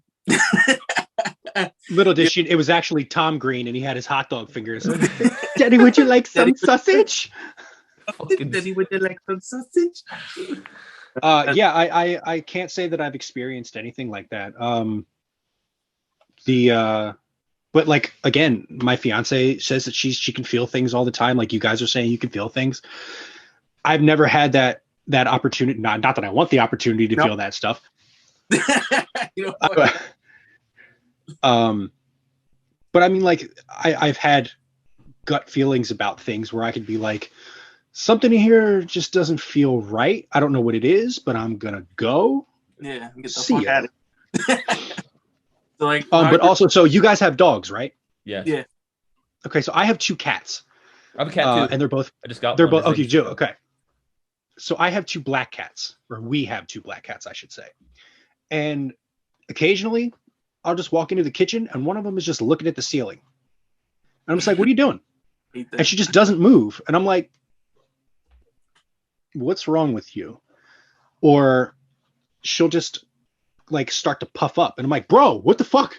So if there's something in here, tell me. So something that I kind of was curious about the same note was like, I'm curious if you can speak certain shit into existence, because my dad doesn't like open up about his life a lot, but he was really drunk one night and he was talking to us, like it was me, my sister, and my mom, and he was talking to us about his dad and like how much of like, I don't want to say like bad dude, but like he was kind of like talking about like this, like the shit that he did and all this stuff. And when he did that, we have an English bulldog named Optimus Prime, and he woke up out of his sleep, walked into the other room, and like puffed up and started growling and like row, row, barking loud as shit into the downstairs when my dad was talking about this. And it was at the like same exact fucking time. So like, I wonder if you can like speak that bad shit into existence, and the dogs are like, and dogs and cats like, yeah, some shit's happening. The fucking, like, one time I remember I was at my homie Shane's crib and I was staying over there for a while, and I had my pit bull at the time with me, and we were laying in bed, and out of nowhere, and like I would always catch like weird like feelings in that house, but like I wouldn't acknowledge it. I would just walk past it or whatever. And then this night I'm laying with this fucking dog, man, and the dog out of nowhere gets up and all the hair on his back is just up, straight up, and he's like muscled out, just growling, bark at the fucking top corner of the. I'm like, I've nothing. Like, lay the fuck down. And I always think of like shit like that when like the movie The Grudge, when she like comes out of like the fucking wall like in the corner shit. I'm always thinking of shit like that, of like something's just there, or like the movie it's the movie with the family. Insidious? No, not Insidious. It's made by the same person that Conjuring? Made what? That made Midsummer. Hereditary. The Witch. Hereditary. Yeah. Hereditary. The one scene where the mom is like up on the fucking wall, like all crooked up, all naked and shit. Yo, that's every time I like think of like dogs or like other animals looking in corners and shit. That type of shit I think of is just something is just there, just fucking staring at you. Like, so weird, man. So weird. I will never forget the sound of Toni Collette just sawing her head off with piano wire. Shit's crazy. Fucking love it. Me and my girl watched both those movies back to back. Midsommar and Hereditary, watched it back to fucking back, and we were just like mind blown. We're just like, what the fuck? Yeah, I think I watched Hereditary on the train to work, so I watched it in pieces.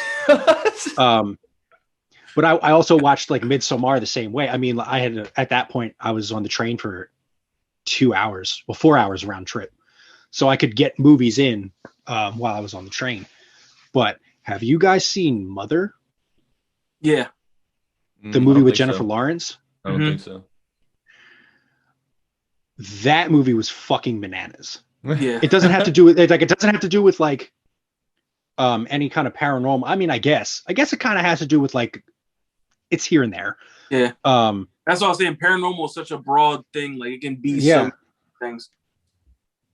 But that movie's insane. Unless I don't even know. I don't want to spoil it. I'll watch it tonight. I'll watch it tonight. It's slow. It's like 2.5 hours long. It's very slow for 2 hours, and the last 30 minutes is insanity. That's how Hereditary is. The whole beginning's like slow shit. But yeah. 20 minutes, you're like, what? Sometimes those are the best movies, though. Like movies that can really build suspense. Like you're kind of like, you got to pick up and put pieces together and you start noticing shit. Those are like some of the best movies, you know? Yeah. I had something to say about these cats and them looking around, but I forget. And now I'm just looking at them sleep on the floor. Are you guys ready for another Serozonin transition? Oh, let's do it. Wait, I'll transition. Wait, I was going to transition to my PS5 screen, but it's just me. Since morals change over time, what are some things we do now as a society that will be deemed unacceptable in another 100 years?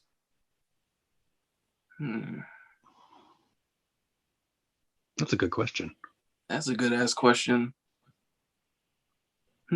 And this can be taken like, you could take it to like, I don't know, like government policies if you want, or you could take it just like something that's socially acceptable now, or, you know.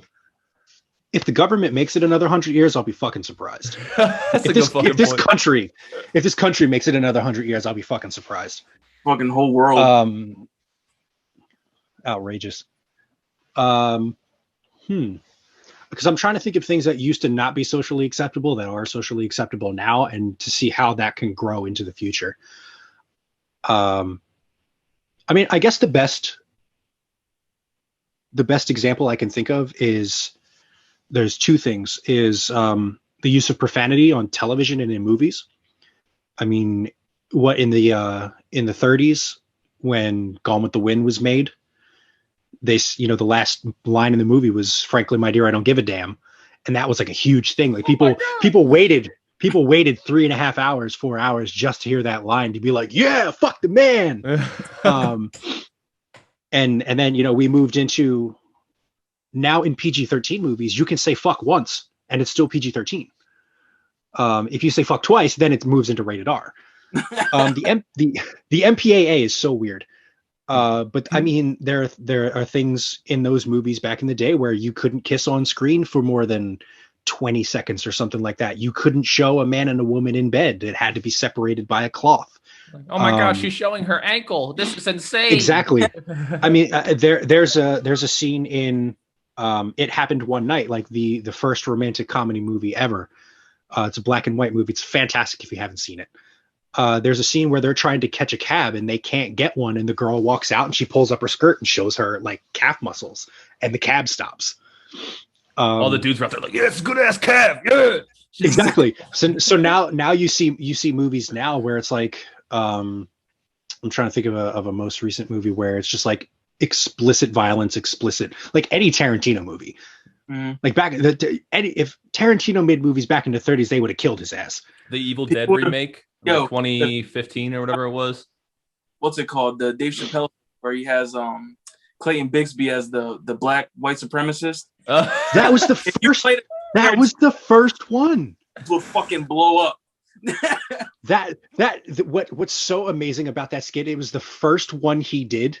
Yeah, there's a first episode, and then it was like, "Why'd you divorce your wife?" Answer: credits. I was like, "Whoa, what the fuck just happened to me?" Fucking goat, man. But like, even now, like with the amount of nudity that's allowed, like whatever. We grew up playing fucking Mortal Kombat, right? Mm-hmm. Kids, we grew up with people watching people have their spines ripped out, have their stomachs pulled out of their body. We grew up in that gory, fake ultra-violent kind of thing. So this kind of leads into an argument about violence in video games and does it affect people and stuff like that. But people have become so desensitized because of those things that I don't see what could be morally worse than watching someone get decapitated in a car, and then having the head sit in the back seat for days and no one notice, or I guess overnight. But I mean, like, they could get into some really weird VR shit, like people who have like the urges to kill or something like that. Like instead of letting them like, I'm like, hey, listen, I know you're insane, but how about this? Instead of killing real people, we'll put you in this like super ultra real VR simulator where you get like the full experience, and maybe it will calm you down a little bit, like that kind of shit. Maybe that's, or maybe it'll make it worse. Yeah. Oh my god. And now we've crossed over the Matrix and Inception. Created a monster. That's what I'm like. I feel like it's just we're gonna be in for a wild ride in this next whatever span we have alive. Humans are just weird, man. Real shit. I think social media has really fucked us up. Getting back to like the original main point, social media really fucked up humans. And I was having a conversation with somebody about this the other day, and they were like, you can't live without your phone. I said, that's bullshit. I could walk into my bedroom after work, toss my phone behind the bed and forget about it for 4 days and be like, oh shit, my phone's back there. But like, it's all about the instant gratification now. And people can't wait for anything. Like now you go to Amazon, you can get it delivered in 2 hours. You go to Amazon, you can have things delivered in a day, 2 days. And it's really off topic now, but I don't think that we're going to be seeing any kind of moral changes. I mean, fuck, we watched a cop murder a dude on a fucking video, and it took 4 weeks to convict this motherfucker. Yep. Like we saw him kill this man. And then you still have people to bitch and complain like, oh, well, maybe his knee wasn't on his neck. No, it's on the video. It was on his neck. That motherfucker killed him. Yep. So like, I don't think like morally we're gone. There's nothing left. On that same subject too, is like, I feel like super desensitized. It's like I grew up watching, not watching, like, I don't know if y'all know about the website, but my home put me onto it. It was rotten.com. Yep. Yo, this website was disgusting.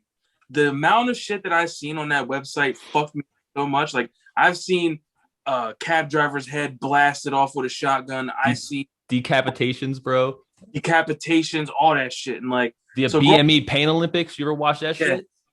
So like growing up and then now like seeing how like it's just like everybody expects to see, like, especially like in these cop cases where cops kill people, they expect, I want to see the video. I want to see it. I want to see what happened. And like, I myself have those same feelings like, damn, I kind of want to see what happens. Or like, I'm scrolling, whatever. Oh, another day, another cop killing. Let me watch the video. It's just so like, you shouldn't be seeing shit like that on the regular, but we just do. And like the kids growing up now, they're just growing up seeing like, we gradually, like we started like how Dan was saying, we grew up like Mortal Kombat and shit and like all that. Like these kids are growing up seeing motherfuckers get murdered, like straight up murdered. So like they're desensitized. I don't know how to say that word, but like them being desensitized to that shit is going to be on a whole different level to what we are now. Speaking about that, you had posted that video of in the most recent UFC fight. I was doing everything. I was doing everything in my power to not see that video, but it was everywhere. Everybody was posting it. I'm like, I'm not watching this fucking video. And then like I was scrolling through, and it just started playing, and I was like, oh, I guess this is just gonna happen to me now. Yeah, but even like when what's his name? When Willis McGahee broke his fucking leg when he was at Miami, when Anderson Silva broke his leg.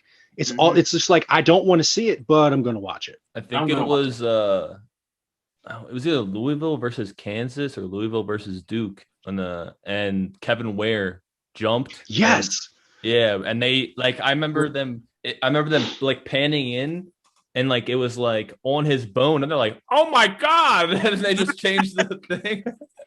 Everybody was like falling over on the ground because his whole bone was sticking out. And then you got like the memes of the like they put Patrick on his leg, or they put like Simba getting Rafiki. It's just like Yo, the internet is It's a brutal place, man. the internet is something else. yeah, hell yeah, that's fucking crazy.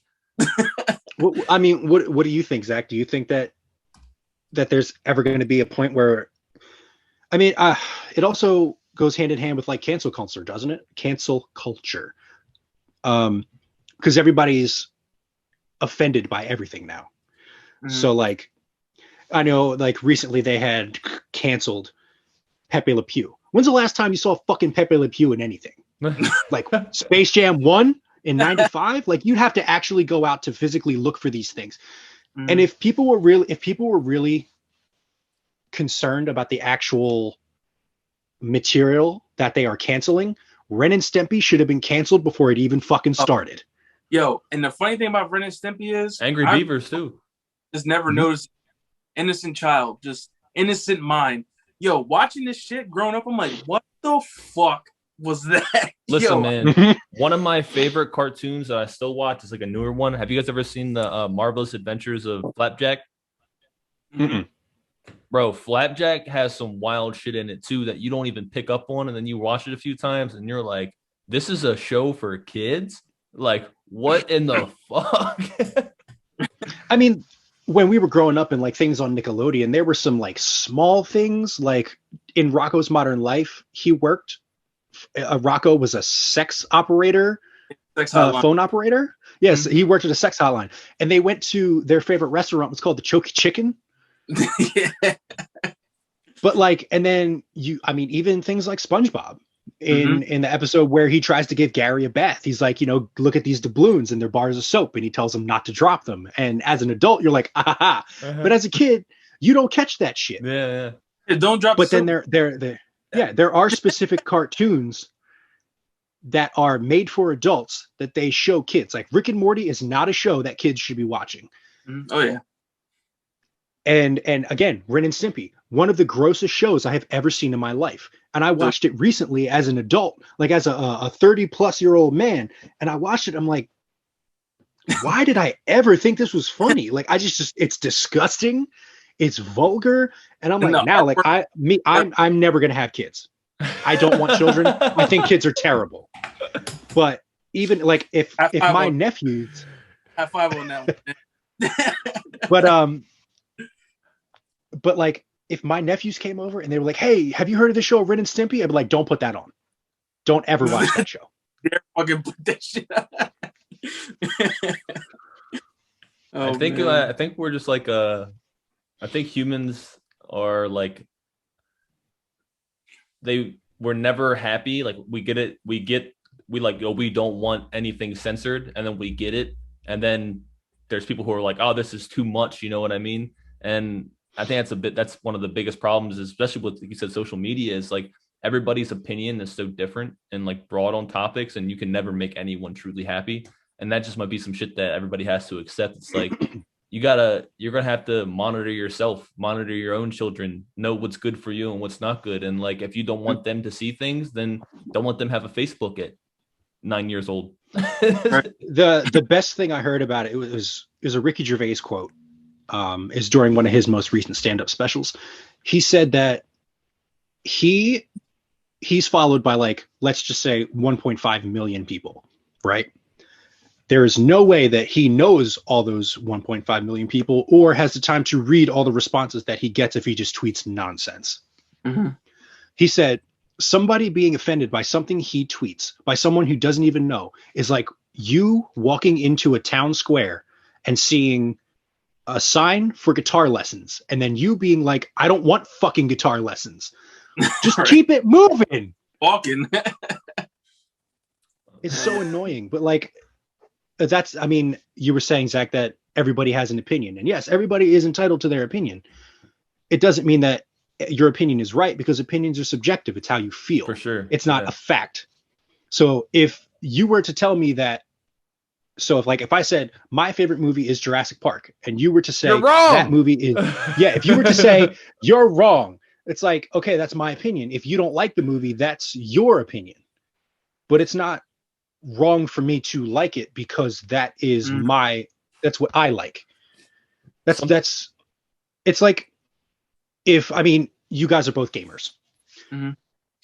Us growing up playing Pokemon, right? I haven't played past the original 100. No, I lied. I played Silver. So I haven't played past Silver. So for me to be like, the original 150 is the best. Like, I heard that's bullshit because I heard Black and White is one of the best games ever made. Mm-hmm. But I haven't played it, so I can't say that. But it goes to the same thing with everything in life. Yeah. Like us talking about liking anime, we get stuffed into this nerd group of, it's like, Fuck you like nerd. anime, you're a fucking nerd. Meanwhile, the person calling you a fucking nerd has watched all 59 seasons of General Hospital. Yeah. Real shit. Like fuck off. Everybody has their own shit, man. But damn, I had something that I was gonna say. No, I fucking brain fart. Yeah, it was a really good fucking point too. God damn it. Damn you, brain. Sorry. Brain got a poop. My brain just had a fucking poop. I guess we could do a transition since I just fucked everything up. Is suffering important to being a human? I think so. Because it's not, because there's, like, to feel good, you have to feel bad. So, like, you can't. That's a good point. Like, it's like yin and yang. You can't, like, have good without having bad because you wouldn't know what good is without bad. So I think it's like, it's just part of human nature. I guess it's a part of normal human nature, because you'd figure like people like I don't know, waspy trust fund kids who have never had any issues in their life. Like, I guess it depends on where you are socially and economically. And that's probably the wrong phrase. But like people like me who were lower middle class, and being white nonetheless, I've experienced that. Yes, I can do whatever I want, but I've also experienced you can't do that shit because you're fucking poor, bro. Like, you can't be a part of this class because you haven't come here or here or here. Like, I mean, I knew this girl in high school that was always rainbows and lollipops, and nothing ever was wrong in her life. And I felt shitty about it, but like, I can't wait for you to experience something bad because it's going to fuck your entire life up. Well, I was going to tie that into like even you go back to like Roman empires and shit like that. It's like, we have an idea in our head that we'll be happy when we get to a certain point, but that's never good enough. You know what I mean? We always want more. And I don't know, I guess it is human nature to constantly want more, but I think that really ties into our suffering. Like, you think you're going to be happy when you get this new job, then you get it and you're like, fuck, I still got the same problems. You think getting this new Xbox is going to like, oh, I'll put all my time into this. Then you get it and you're like, oh, like I still have these same issues. And I guess that's just suffering. To be human is to suffer. Yeah. In so many ways, yeah. Because even with money problems, you'll fucking have a bunch of issues like family and people trying to get money off of you just because you have money. But say you make that first $1 million, that's not going to be good enough for you. Yep. Yeah, it's never good enough. I need another 10 million. Then they got mad bread, and he's still. I mean, he tried to say like, "Oh, I sold all my house and my belongings," blah blah. Man, you care about that dollar, man. You love that fucking dollar, man. You love that shit. You Mr. Burns ass motherfucker. Excellent. I know a lot of people like that. I've had conversations with people about what do you value more, time or money? Because you can always get more money. You can't get more time. Honestly, though, that's something that really makes me upset. Like, that's something that I noticed I have a really bad problem with. Pet peeve is like, as I've gotten older and people, if I'm doing something for somebody You know what I mean? And they're like playing with my time, whether it's like, yo, can you do this for me? And like I go to their house or something like that and like ask me to pick them up or something like that. And then they wait fucking 20 minutes before they come outside or some shit. I'm like, motherfucker, like I can't get this 20 minutes back. Like, no, I've left. I've straight up left. If somebody calls me and like, yo, can you pick me up? And I'm like, yo, I'll be there in 5 minutes. And I get there and I say, yo, I'm here. All right, give me 10. Nope. See ya. I just fucking leave. And that's a big reason, like doing this podcast, and like she's given up like, I don't know, I want to say like probably six hours of his time to do this. I appreciate the fuck out of him for that. You coming on here on your Saturday and talking to me, like I appreciate you guys giving me your time, and that's something that like I know for a fact that you can't get this. I don't know how an hour and a half we've been on here back. You know what I mean? And that's I guess people need to really start to maybe like not to cancel out the suffering, like appreciate shit like that. If you don't have the money and you know you don't have the money, but somebody's giving you your time, maybe that's something better. You know what I mean? Look at it from that aspect. Like this guy or this person or my family or my friends, like I got time to spend with them. Oh, yeah. When you're a kid, right? You're taught in school, job, or school, job, money, save. It's never slow the fuck down and see the world around you, because that was my big problem, and still kind of is my big problem. Same. Where I'm constantly rushing through things. I want to get this done so I can do to the next thing and go to the next thing. It also doesn't help living in New York, where everything is moving at 1,000,000 miles a second. It never sleeps. No, it really doesn't. But like I have been speaking with one of my friends who's a life coach, and she was saying, what have you done for yourself lately? And I was like, damn, when's the last time that I actually bought myself something that I didn't need?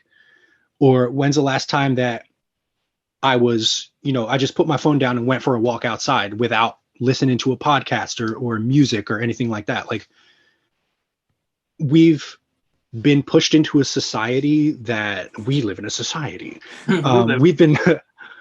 We've been pushed into this constant state of you need to do in order to earn. Whereas, like, people always say you can't take money with you when you die, but still people will kill themselves to make more money. Mm-hmm. And that's something growing up. I'm now learning, like, my parents told me you need to go to school, get a job, get a degree, get a job. That's the only way you can make money. And when you do make that money, you need to save it all just in case something bad happens. Bad shit's been happening to me my whole fucking life. And let me tell you something, money hasn't done anything to change it. I don't have a savings account. People are like, how can you live without a savings account? But I've been doing it for the last 15 fucking years. Like, if something happens and I need money for it, I'll deal with it the way it comes. Like, people would be like, you need a savings account. You need to be investing in the stock market. You need to have an IRA and a retirement and a 401k and blah, blah, blah. What the fuck's that doing for me? Like, if I don't have any money to put into it, there's no reason for me to have it. Fuck around, I might, like, not wishing death on anyone, but it's like, you might not fucking live to see that money. You know what I'm saying? So it's exactly. Like, we could fucking drop dead tomorrow, and it's like, well, what the fuck was that for? Yeah. The roses. It's really more about experiences. I don't know if you guys, I don't want to keep talking about Ricky Gervais, but I don't know if you've seen the show Afterlife on Netflix. I think they're filming the next season right now, but it's basically a show about Ricky Gervais as a man whose wife dies of cancer, and he doesn't want to live anymore because his wife was his entire life, and he doesn't want to keep, but he finds little things in his day that make him keep going. And like the show made me like, it made me want to appreciate the smaller things in life. So like, we carry around high quality cameras all day long. And like, why don't I just stop and take a picture of a flower? Why don't I like take a picture of, I mean, it's creepy, but why don't you take a picture of the couple that's sitting on the bench in the park? Mm-hmm. Like, just like a small moment to remember that this is where you were at this point in your life. Like, this is what I'm seeing. And I can't tell you how many photos that I have of my fiance or the cats. Like, not just because I like taking pictures of cats, but just because I want to remember these small moments. Hell yeah. And I think that people need to do that more. They need to stop thinking about the main picture so much as the little things that lead up to that main picture. And it's really hard to break away from that because it's what we've been conditioned to do. So I actually have a transition that's on topic this time, fellas. Boom! What is something that gives you peace in your daily life? I'll go first on this one. So something that this podcast has helped me is I'm somebody who enjoys having conversations with people, even if it's a random person or at work. The way I pass my time while I'm working is like having conversations with people. And having these conversations, even though like they could be so broad and off topic at times and shit like that, it genuinely helps me clear my head so much. Like after I get off this podcast, I'm going to be in such a better mood than I was before, just from having this conversation with two dudes, you know what I mean? Or whatever the case may be. After a really good conversation with somebody in my daily life, I always feel better. Because, you know, sometimes like my buddy Ryan, Ryan, there's times where I'll take Ryan home at 1:00 and I won't come back home until 5 a.m. sometimes because we're literally just sitting outside of his house having life conversations that maybe it's just shit that bothers us that's built up that we don't talk about or something like that. But just airing it out and like letting it go, even if it's something stupid as like recommending a show or music or a movie or, yo, I just saw this or something that's going on in my life, having those conversations, that it really brings me peace in my daily life. We got to get Ryan on here. Hell yeah. Got to come on. But I can say for me, I love making people smile and laugh. So like with me, like parts of my days where I get to like share a stupid ass meme or a funny ass video, or even just messaging somebody like, hey, hope you're having a good day. Hope like everything's cool, whatever. Those things kind of bring me peace. Cause like I could say gaming, but gaming pisses you the fuck off sometimes. So, like, that shit don't bring you peace. Those shit just pisses you off. So like for me, I've always liked making people laugh. I've always liked having other people feel good. And like, I don't know, that's one of the things I like doing, like with my Instagram account. Like I love connecting with a lot of different people in like different parts of the world. Like I have people that follow me from fucking Europe, Africa, Russia, all over the fucking place. And like, I love connecting with these other people and shit. And just like, even if it's just like some people, they don't have somebody that checks on them. Some people don't have friends, like really, like they don't have people that to communicate with. So sometimes like, if I notice that, like I'll help them out. Like I'll send them like a funny ass meme or something sometimes, or I'll just hit them up like, hey, how you doing? Like I find peace giving other people peace. That's dope. I don't find peace giving other people peace. Usually because I have such a short fuse that people piss me off so easily. And it's something that I'm working on because that's not the kind of person that I want to be. Like I said before, I work in media, so I can't be like that. Yeah. But like, I mean, like I do enjoy making people laugh. Like, I guess my piece comes from talking about video games and movies, and music and stuff like that, because it shows it's small talk, but it's not. So when this is strange, a little strange tangent, but when I was still in the dating pool and I used to meet girls, I'd be like, all right, name me the top 3 songs that describe you as a person. Because otherwise you got to go through all that dumb small talk shit. Like, where'd you grow up? How old are you? Who were your friends? What movies do you like? Like, no, that's all stupid shit because everybody gives the same answers every time. So I would try to find things to talk about that like were something totally different. Like it would be you meet a girl at a bar and you start asking, what are you drinking? So instead I would do insane off the wall shit like, how do you feel about quantum physics? And people are like, the fuck? Quantum physics? What are you talking about? Like, yeah, how do you feel about time travel? It's how the best conversation to start though. Hell yeah, man. But But like I would prefer to ask people like you were saying in the beginning, what are 3 movies that have shaped your life? Or what lessons have you learned when you were or what things that you wish you would have known when you were in your 20s or when you were in your teens that you know now, things like that. So I get peace listening to people talk about things they're passionate about, because I'm also passionate about those similar things. Like I'm sure we could sit here and we could talk about our favorite video games for 6-7 hours. Easy. And easy as fuck. Easily. But say if we were to do that in a public space, you would have people that would be like, these fucking nerds over here. And then we wouldn't want to talk about it anymore, because it's like somebody's squishing your passion. And that's one thing that I always try to when I talk to somebody about something and they start apologizing about what they're passionate about. I'm like, no, don't apologize. Please keep going. Give me everything that you're talking about. Be passionate. I want to know about it, because I could learn something that I didn't know before. Mm-hmm. Hell yeah. Those are really the times that I enjoy talking to people, is when I learn. Like I didn't know shit about lucid dreaming and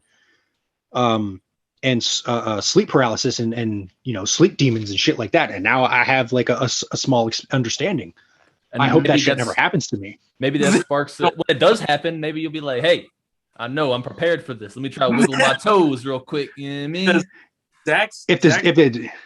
Zach's girlfriend had asked Zach to ask me about like lucid dreaming and shit. And what I told him to tell her was, it's a double-edged sword, and I don't recommend trying to do it, because that deep, once you get deep into that shit and like you get to the point where your dreams are very fucking real and you're in there and you can like, so say I'm in a dream and I can control it. Sometimes that dream will smack you in the mouth and be like, fuck you, I'm in control. And you can't do shit about it, and it feels 100% real. And that's how those dreams where I feel like I'm fucking dying in the dream. Those are the dreams that'll happen. So like, yeah, man, it's that shit's rough. But yeah, man, I fucking. You can finish your statement, Burrito. I didn't mean to cut you off. I'm sorry. I was about to say, I'm fucking loving this whole podcast. This is a good episode. Yeah, hell yeah. That's what I was gonna say. I feel like we just kind of like tumbleweeded through it, but like everything that we talked about, like that's what I wanted. That's the whole point of this, man. Because I enjoy talking to people. That's what I like doing. So it's like, the point of this was like all pro mental wellness. You know what I mean? But like, if that means that it's just 2 dudes, 3 dudes talking about something that like, when they leave the podcast, they're like, man, that was a good ass conversation. Man, that's all the fuck I wanted. Like, it can get off topic. It doesn't all have to be about like, why do you hate your life? Or why are you sad all the time? Like, nah, that's not what it's about. Dark. But how long we been on for now? I have no idea.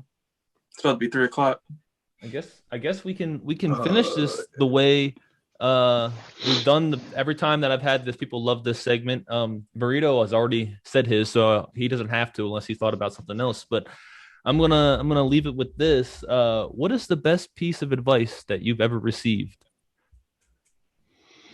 Ben?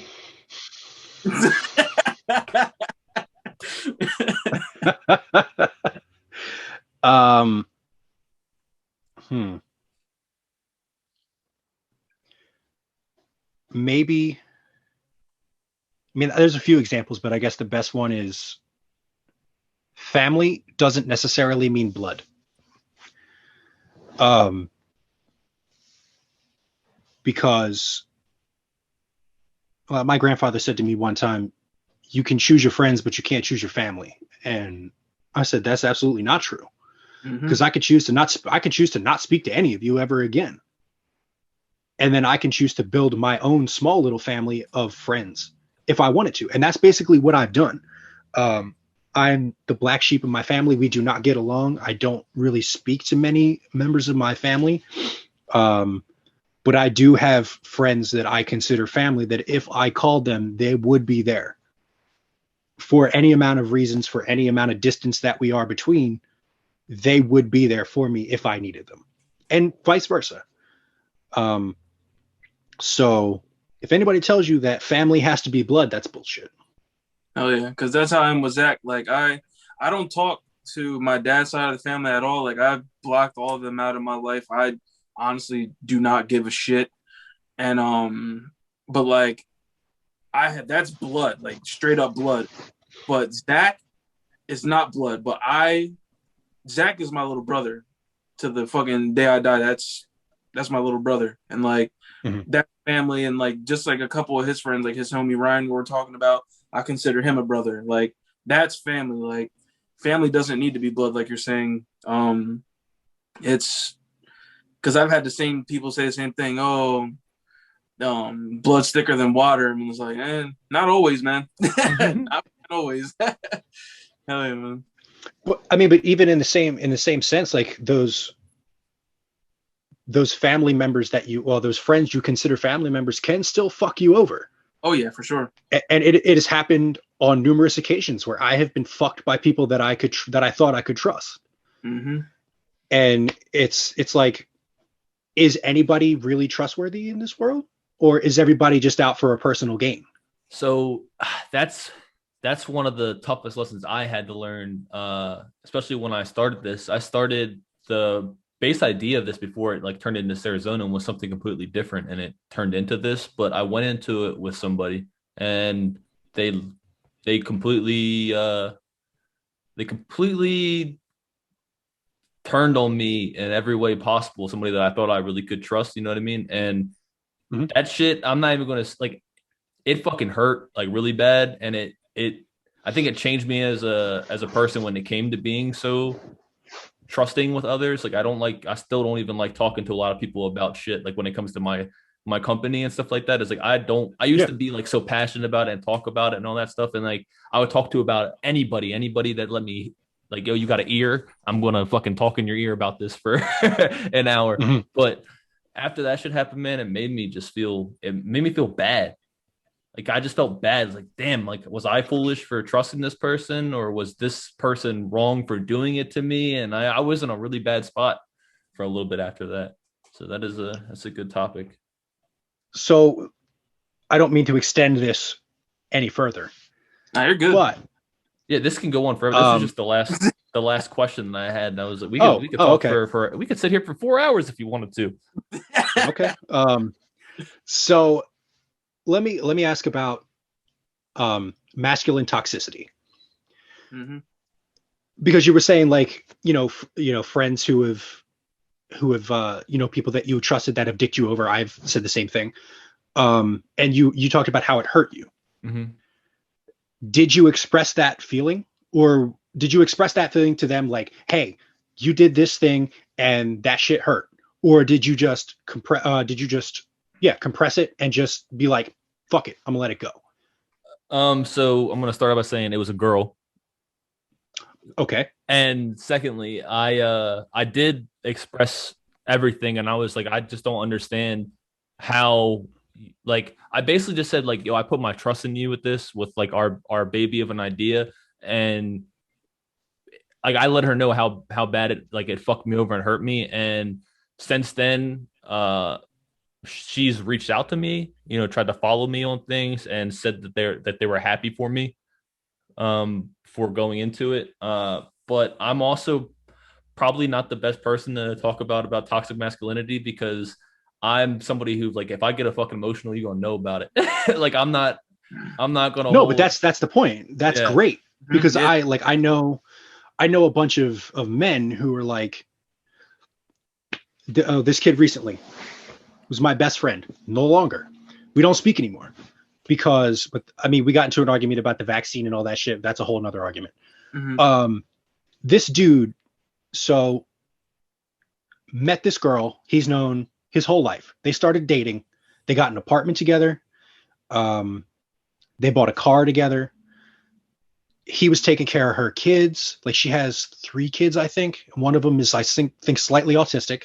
So he's taking care of her kids. He's taking care of his own daughter with somebody else. He's working his fucking ass off. And then COVID happened. So she was home because she was a waitress. So she was home with the kids all day while he was working.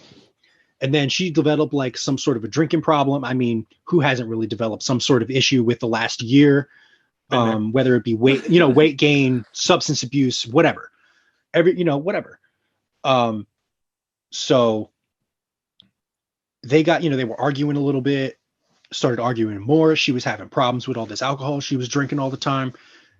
And she called their landlord and said, he is threatening my life. I want him out. Wow. The landlord kicked him out. And she was like, I only used you to get this place and this car. My ex-husband is moving from Colorado to come here and live with me. And I was like, what the fuck? Anyway, he spends like 6 months in like a super deep depression. He's super sad. I was like, bro, you got to let it out. You can't keep this shit in. I was like, you got to like talk to me. And he was like, nah, man, I'll be all right. I'll be fine. I'll be fine. I'm like, motherfucker, listen to me. You are killing yourself. You are killing yourself. You're keeping all of this stress in. Like, when's the last time you fucking cried, bro? Mm-hmm. Like, just sit down and like, when's the last time you just sat down and cried? Like, it's not super manly to keep all that shit in. You're gonna die. You're gonna have like, I was like, your father died of a heart attack at a young age. Like, do you want to follow in his footsteps? You got a 13-year-old daughter. And like, it took him a while to come out, but I was like, yo, let's go camping. So that's something he really likes to do. I don't like being outside. I'm allergic to everything. So I didn't want to go camping because I knew I was going to be allergic to everything. Whatever. So we went anyway. Exactly. we went anyway. So we went anyway.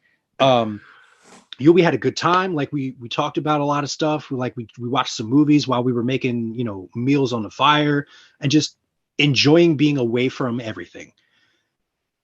3 months later, they get back together. I was like, listen, I said to him, listen, I'm not going to say anything else other than this one thing. You are being a dummy. You spent 6 months bitching about how you were sad and this, that, and the third, only to do exactly the thing you said you weren't going to do. Now you've gotten back with this girl. You're going to get hurt again, and I don't want to hear it. Yeah, reopen the wound, man. And like it snowballed into this other like arguments about things, the way that he was doing things. Like I'm not the type of person to tell you how to live your life. But once you start coming at me, mm-hmm. then I'm gonna tell you how to fucking live your life. Like we got into an argument about, he was like, I said to him, I'm not really working that much because again, COVID shut pretty much my entire industry down, and it's still fucking it up. And he was like, nobody told you to move to New York to work for, a company that got shut down. I was like, because I knew COVID was going to happen. Right. And I was like, it's not my fault that you are in construction and that your job didn't shut down. I was like, right. And you got COVID. You got right. COVID. You and your girl both got COVID. So it turned into this whole big thing. It was like, don't fucking tell me how to live my life because you have this picture perfect world. And I was like, I'm the one who helped you through all your bullshit, bro. Like, what the fuck? Right. So like we had this falling out and like we don't talk anymore. And some people are like, well, aren't you going to reach out to him? No. Why? I think it's incredibly easy for people to forget who helped them when they're in really bad spaces. And that's something that after like the last 3 years of my life, I said that I'm not ever going to forget. It's something that I'm never going to let myself forget.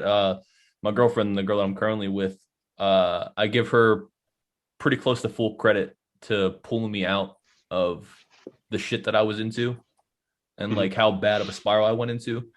And that's something that like I'm never, ever, ever, ever going to forget or let myself forget the fact that like, even though we might argue or have whatever the situation may be, like that's something that I'll never, ever let get the better of. Like when I come to my anger or something like that, I'm that's something that I try to really implement every day is like, shit might suck now, but don't forget who genuinely has your best interest in heart, and don't forget who helps you when everybody else is okay with you sliding down somewhere that you didn't want to go.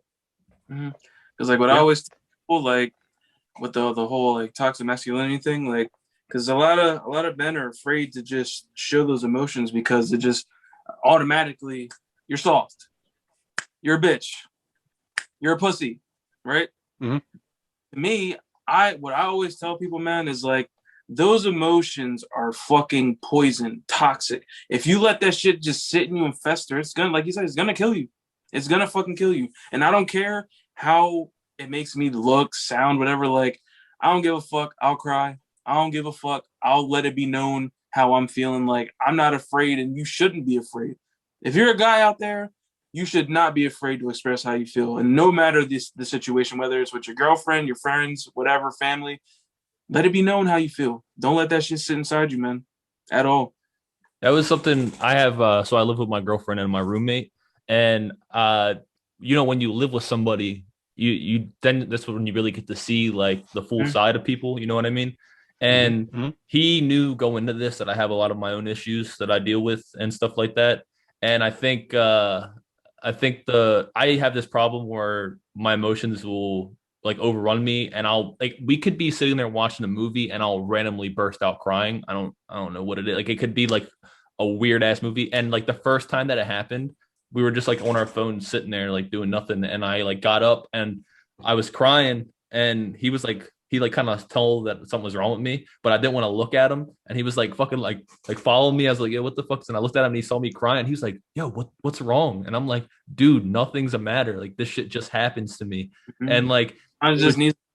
Yeah, and like he was like so cool with it. He was like, yo, here's what we're gonna do. Like, we're gonna go to your, like, he knows like my mom and my dad how tight we are. So he's like, let's go down to your mom and dad's house. Let's just kick it down there for a little bit and everything like that. So it's like it definitely helps to have people around you who understand.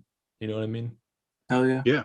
When's the last time, or I guess, when's the last time that you guys actually cried? Or like, have you had like an emotional response to anything? I want to say it was 2 nights ago. I was it's just one of those days, man. Like, the past few days been kind of like great for me. Like, if you watch my stream, I think from yesterday and maybe the day before, you can even hear it in my voice. Like, I don't sound like I'm just blank. And like the other night, I was just sitting there and just not really even thinking about anything. I just sat there and just started crying and just like, fuck. it just happened. I'm cool now. Like, I'm okay right now, but it's just some of those days happen.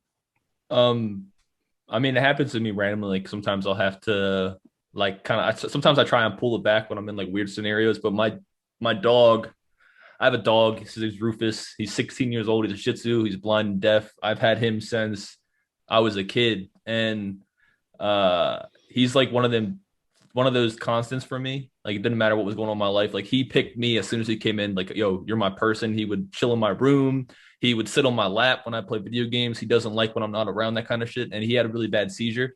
And it was like the first time I've ever seen anything like this happen. He like went to the bathroom all over himself, and he was screaming like a wild chimp, and he was all stiff, and then he went limp, and I thought he died. And then my girlfriend took him to the vet the next morning. And like, when I was driving into work, I was just driving thinking, and it just fucking like, just the thought of him not being his little self, bro. I was driving to work and I was just like, fuck, like, oh God.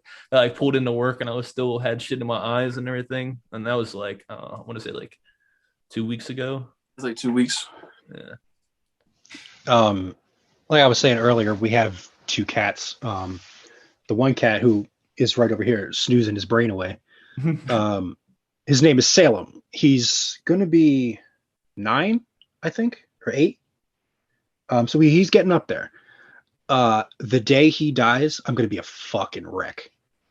And with me, with my dog. And I mean, my fiance is going to be even worse because like she adopted him at like a really terrible point in her life, and he like helped her through a lot of really terrible things. So there was like a little point where I was really scared for him.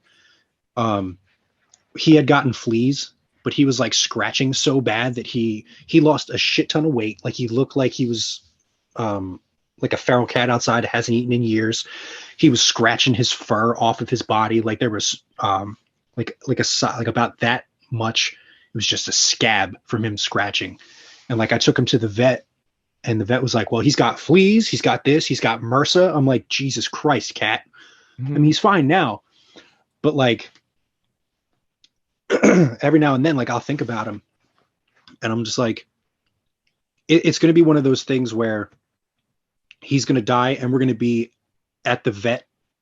And as soon as we leave the vet, we're going to go adopt another cat because the void that it's going to cause is going to be such a problem that we're going to have to fill it immediately, even though it's not going to be able to be filled. Yeah. So it's funny that you said that because right after that happened, I got a cat. Like what after the thing happened, the thought of not having something here to help, like really, really fucked me up. And I had the opportunity to take a cat in, and I was like, I know I'm gonna want something, and I can tell he's not moving as much as he used to, and his legs are starting to give out on him. And I was like, I can tell, and I was like, I know for a fact that I'm gonna need something around. And I don't think she's gonna care that I mentioned this, but her childhood dog just passed away last night, and she found out in the middle of the night, and she started bawling her eyes out, and the cat was dead asleep. And he's moved. It's like his third day in here, so he's been kind of like weird. He came up and jumped on the bed, and while I watched, like, this is like 3-4 o'clock in the morning. He came up and jumped on the bed. It's like the first time that he's really laid on the bed, and was just all over her, all over me. He was like letting her pet her, and she's like bawling her eyes out, and she's petting him. And it was just like, this is the right, like, that's when I was like sitting there. I'm like, this is the right move that he's going to be around. It's like, man, that shit, man. I mean, my cats do the same thing. Whenever, like, I got my second COVID shot 3 days ago, and I was done. Got home, I was fucking drained. I was just laying in bed, and both of them just came in here. One of them laid on top of like my chest. I was laying on my back. One of them was laying here, and the other one was laying along my side. And they were just purring. And apparently, like, there's been some studies where cats can heal wounds, like internal wounds, by purring because of the frequency that it creates. I don't know how the hell it works. I'm not a scientist, but apparently it works with humans too. So like they were purring on top of me to like heal the pain that was going through my body. It was just, pain in my arm. Bro, but that's so, like, he was purring so loud last night, and it was since the time he jumped on the bed, and he was kind of like, yo, something's up. He was like full on, like, it was like loud, like it sounded, it was crazy. That's so weird that you mentioned. I'm gonna have to tell my girlfriend when I get off here about that, because this morning when we woke up again, I was like, yo, did you see Zuko last night? That was so crazy. And she was like, I know, he like came out of nowhere. It was like the whole time. That's fucking awesome. It's also said that I don't know about dogs, but specifically cats, if a cat comes into your life, you need that animal at that point. Something is going wrong, and it's there to help you. So like, we found a kitten outside of our house, or outside of my fiance's old apartment. And she was going through like a really shitty time in her life. And she had already had Salem, but we found this kitten and we brought him in, and then like life started to get better, and then he died. And then we got another kitten, and then life started to get better. It's weird how animals come into our lives so quickly and also leave so quickly. And it affects you more than like a friend dying, because you're their whole life. Yeah. Like, dude, to circle back, they're oh, sorry, I thought you finished. Go ahead. There's a comedian, Natasha Leggero, and somebody asked her if she would ever have kids, and she said, no, I'll have dogs. And it's like, it's a fucked up thing to say, but it's also true. She's like, the thing about kids is if they die, it takes a while to make another one. If my dogs die, I'll just go get another one, and in 18 years when it dies, I'll get another one. I was like, damn, that's fucked up, but yes.